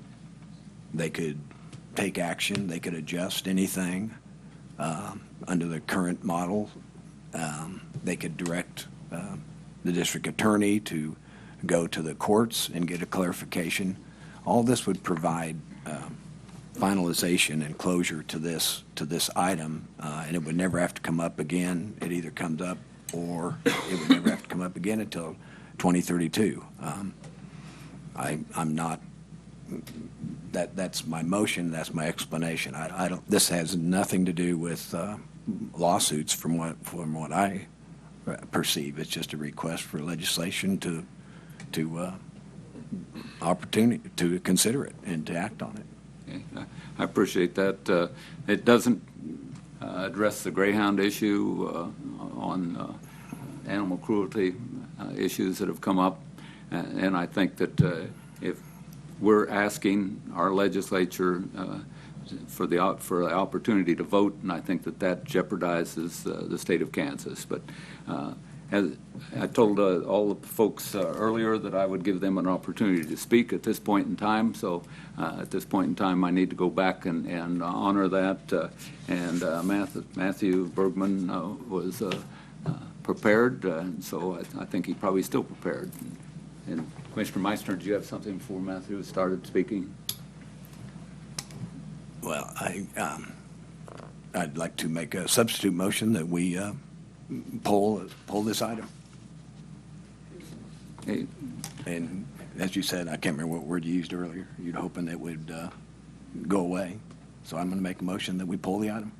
Okay. I will second that motion. Any discussion on the alternate motion? Because I don't know if we need the public to speak if we approve the alternate motion. Commissioner Cruz. So I have received a ton of emails, and I have tried to email everyone back. I did get some today that have been So I just kind of want to make a public comment about how I feel about this, because I think there's a lot of confusion. There's a lot of social media posts about, oh, what's Lacey going to do? So let me just make this statement. So when thinking about this issue, many things come to mind. It's confusing. There's lots of complications with it. But the largest question is, what is there to learn from this? One thing that I think that we can learn from this is language is important. As I sit here and I have read the 50-plus emails and messages via social media, I'm blown away by the sheer emotion and interest in this very hot topic. So my number one concern, though, is this is a state of Kansas issue. And this cannot be decided by us as Sedgwick County Commissioners. I think we can all agree that this commission has seen enough lawsuits and legal trouble over the past year, and I'm not interested in getting into a lawsuit on the taxpayer's dime. I am simply not interested in taking that risk.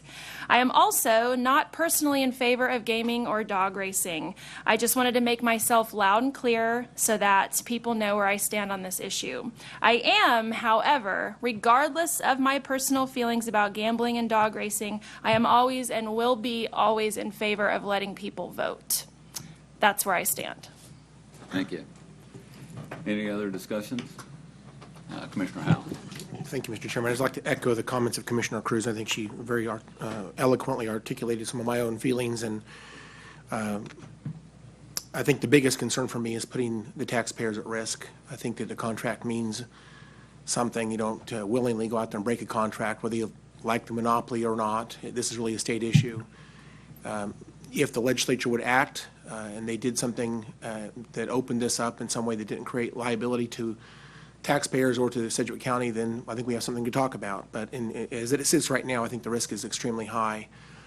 And I agree with Commissioner Cruz. I think that when you put things before the people and a very, for democratic input of an issue, I think that's a great thing.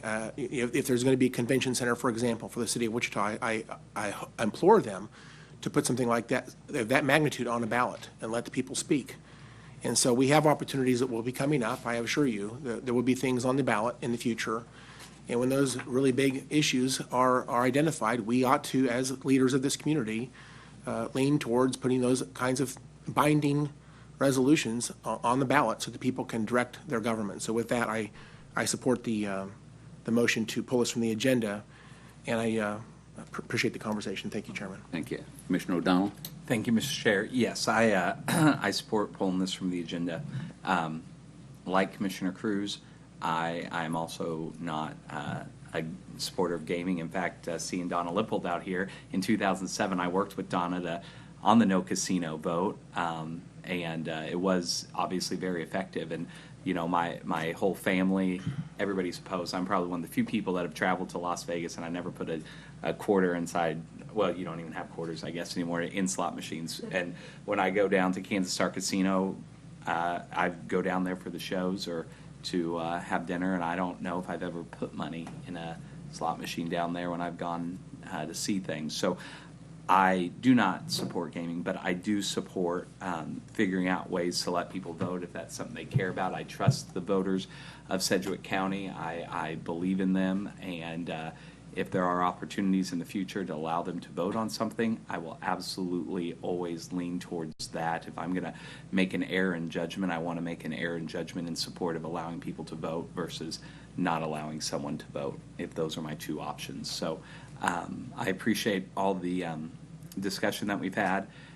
It does generate a whole lot of emotion on every side of an issue, and I hope that as this goes forward, Mr. Ruffin will look at things like they did in Iowa, which got rid of all but one of their parimutuel dog racing facilities and have allowed for virtual or simulcast dog racing so that animals aren't put in positions that could be cruel as well. So I think there's a lot of discussion that we need to have and that we can continue to have as a commission and as a community. So thank you for the opportunity to speak, Mr. Chair.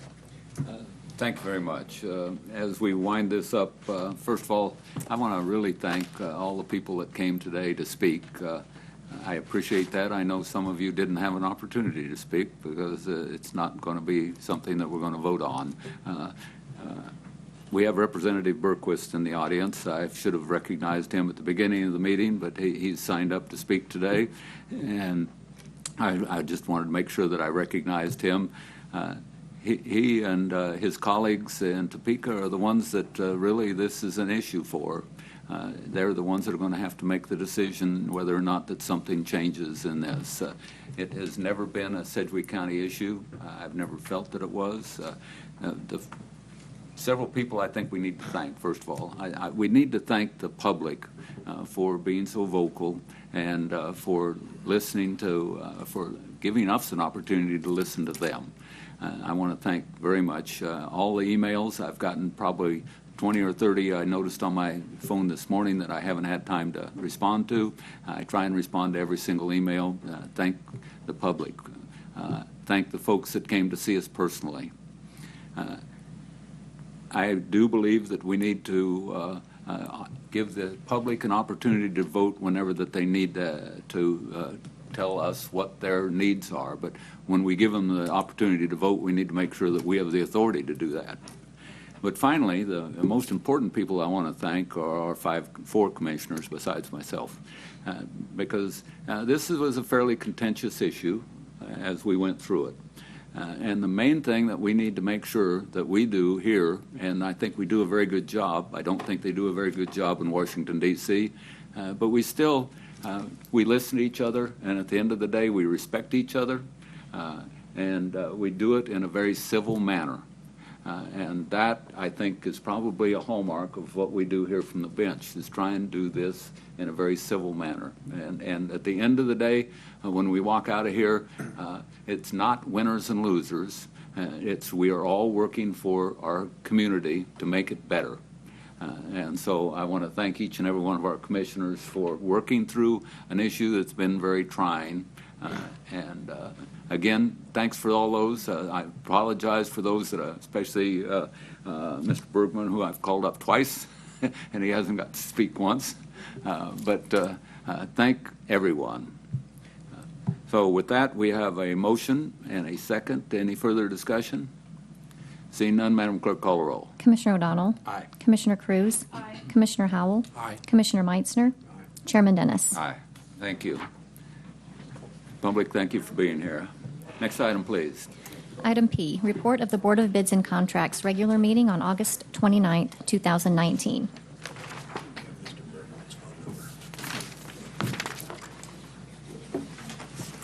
Morning again, Tom. Good morning, Chairman. I'm the substitute for a substitute. Joe is absent today, and Lindsay was called out on a family emergency, so I'll cover the bid board today. There's only one item. It's a recommendation for a purchase of 2 replacement boom mowers on behalf of Fleet Management and Public Works.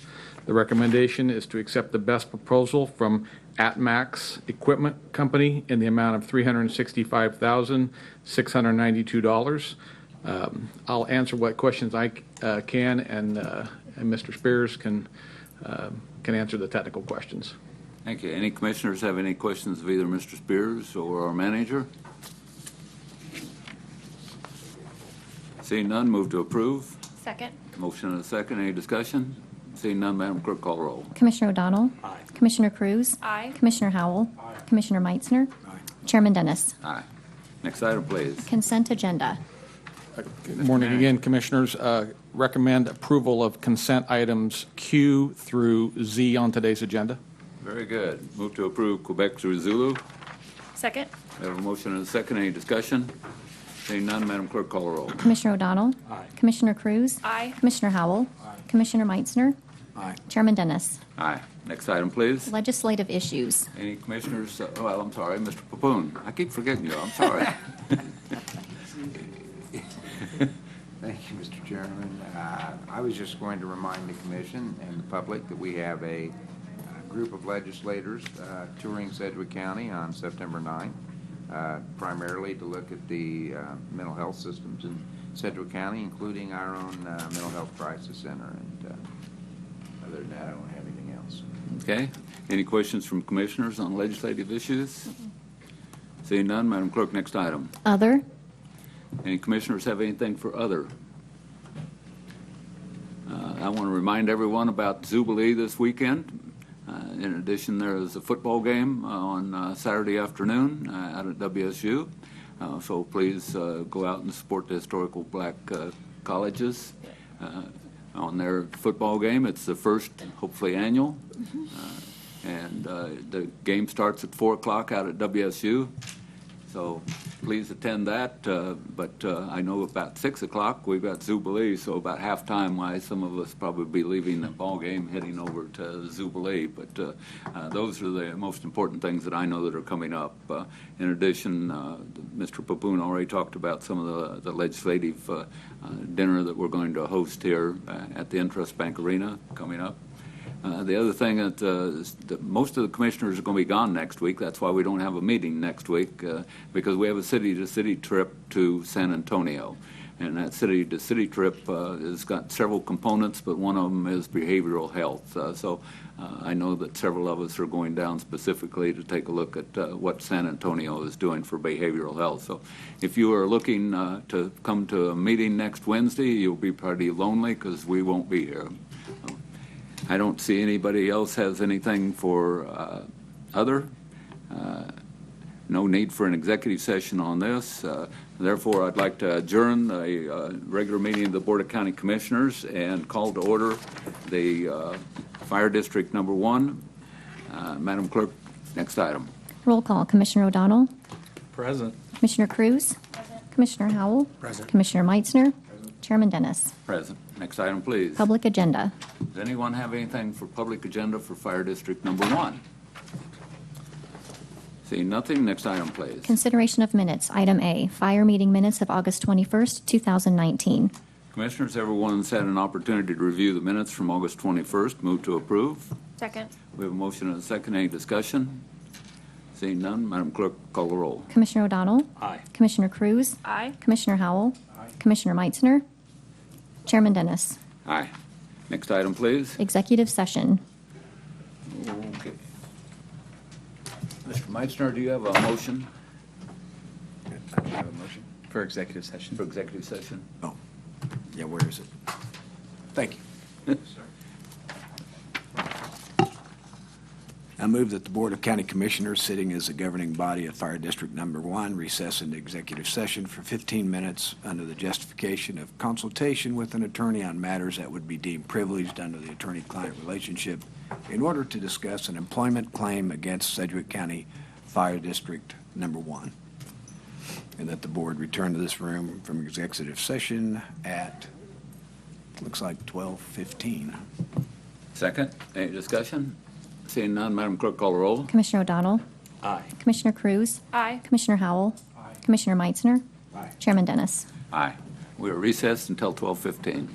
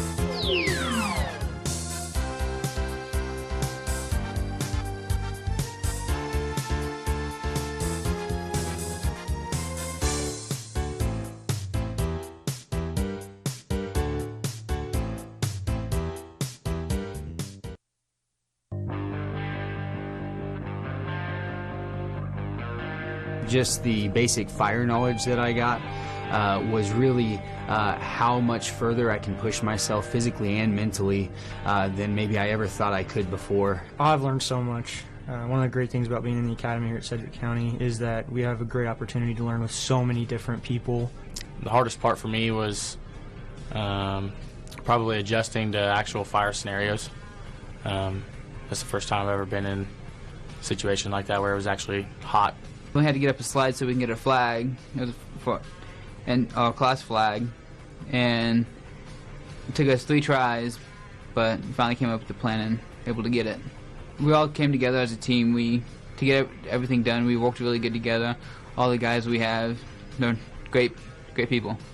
We got lots of reps in, lots of live fires, learned what it's actually like to be under heat and perform under stressful situations. Learning to work as a team with 8 other individuals on a daily basis. We had to do like a kind of a confined space training with our air packs in the early weeks. You got to go through pipes, climb up stairs, ladders, all with your full gear on. You actually got to see like firsthand how a building will collapse, and that was awesome. Doing the controlled burnout and garden plane, we got to do some really great training on an actual house.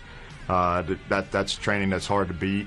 Just did different things, like we would stretch at the beginning of every session, and we could go for a jog, anywhere for 1.5 miles to maybe 2.5 miles. Being part of a team and all of you trying to strive to achieve the same goal and get through something tough together. And I can't wait to be a part of a job that I just love to go to every day and enjoy thoroughly, and also being able to do something positive in our community. We are Sedgwick County Fire District 1, recruit class 1801.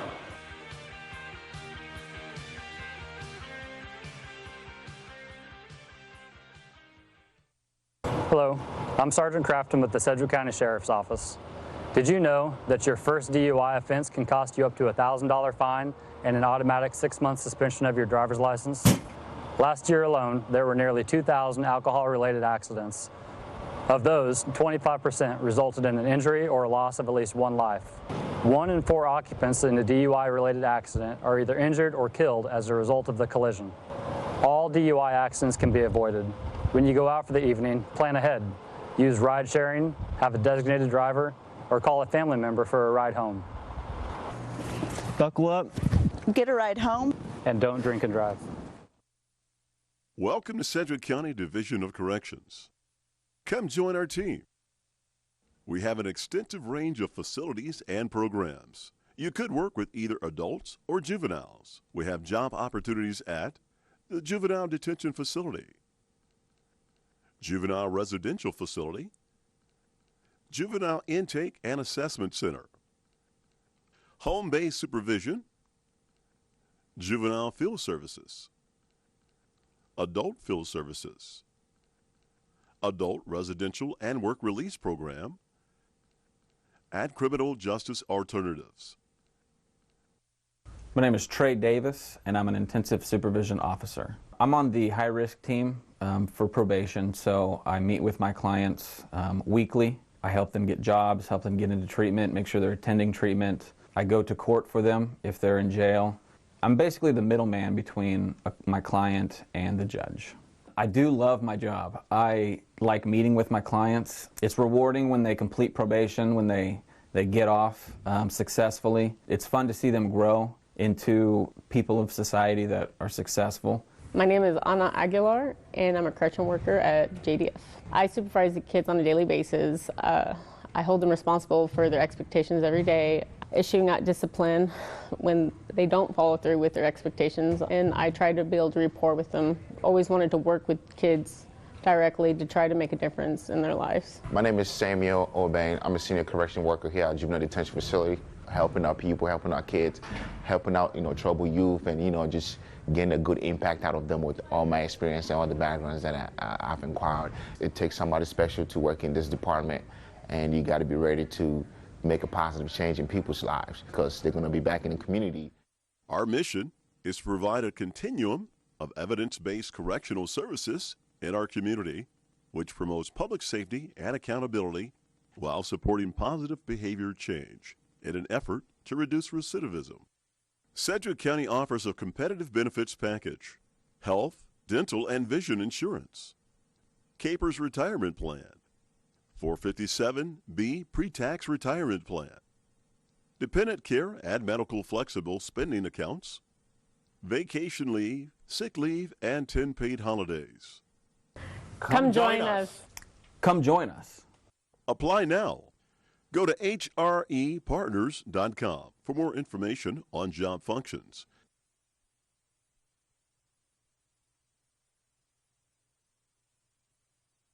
Every 12 minutes, someone in the U.S. dies from suicide. It's the 10th leading cause of death in America, killing more than 44,000 people each year.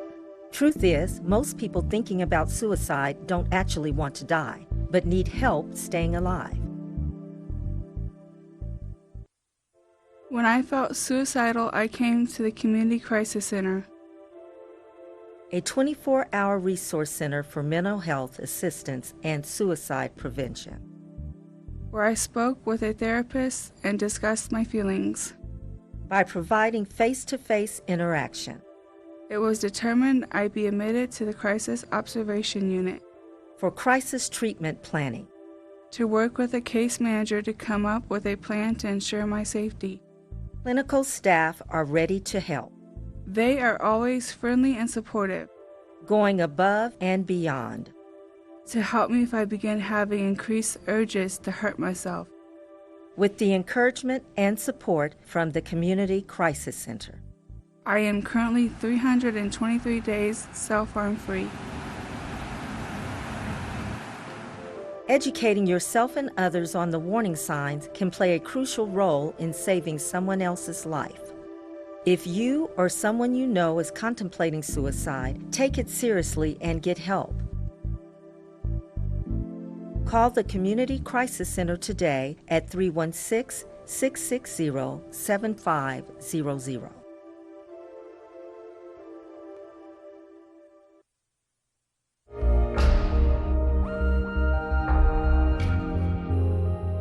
Welcome to the new tag office located at 5620 East Kellogg Drive in Wichita.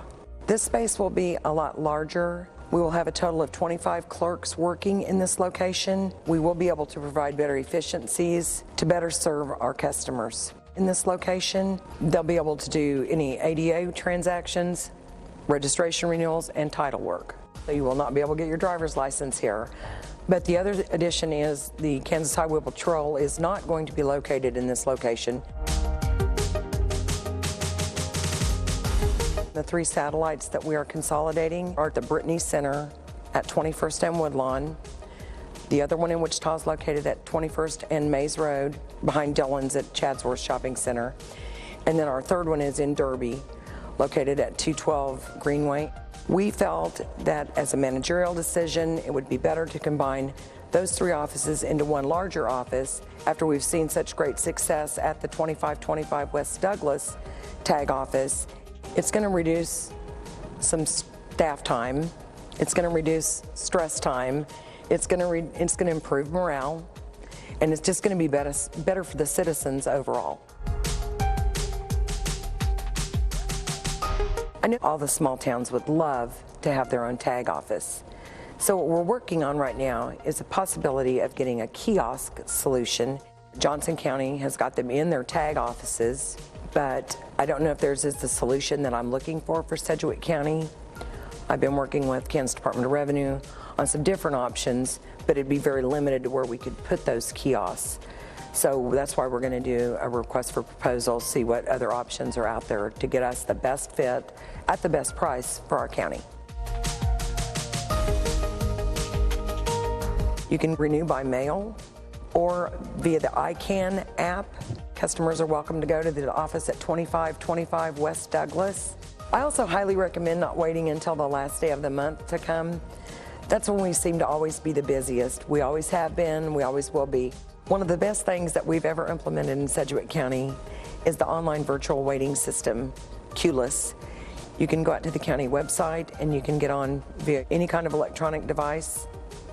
You can get your virtual spot in line. It will send you text messages on how long your wait times are. and it's been very, very, very helpful. The satellite offices at Brittany, Chadsworth, and Derby will close at end of business on Friday, December 7th, and then the new Kellogg Tag office will open at noon on Monday, December 10th. This new location will be more convenient for our customers and staff. I am happy that we are finally able to complete this project.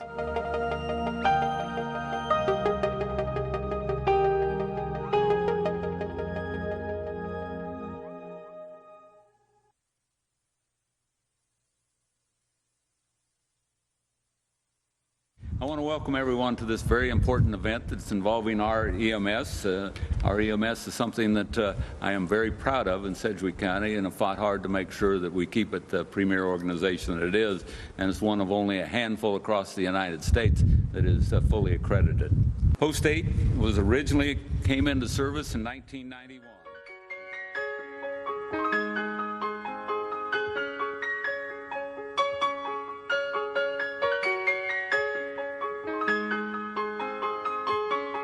At this time, I'd like to call the meeting back to order for Fire District Number 1 for September 4th. We just came out of executive session. Commissioner Meitzner, do you have a motion? Yes, I move that we settle all potential claims of LaWanda DeShazer against the Fire District for $48,298.38 and instruct the County Counselor's Office to prepare a settlement agreement. Second. We have a motion and a second. Any discussion? Seeing none, Madam Clerk, call the roll. I'm sorry. Thank you, Chairman. I just want to thank LaWanda for her years of service. You know, every day, every week, I should say, there are certificates that we sign for 20, 30, 40 years of service. And so I just really want to thank her for her years of service. How many did she have? 27, I believe? 27 years. That's a long time. So I just want to state that for the record. Thank you. Any further discussion? Seeing none, Madam Clerk, call the roll. Commissioner O'Donnell. Aye. Commissioner Cruz. Aye. Commissioner Howell. Aye. Commissioner Meitzner. Aye. Chairman Dennis. Aye. Anything else need to come before the Fire District Number 1? Seeing nothing, thank you all very much for joining us today. We're adjourned.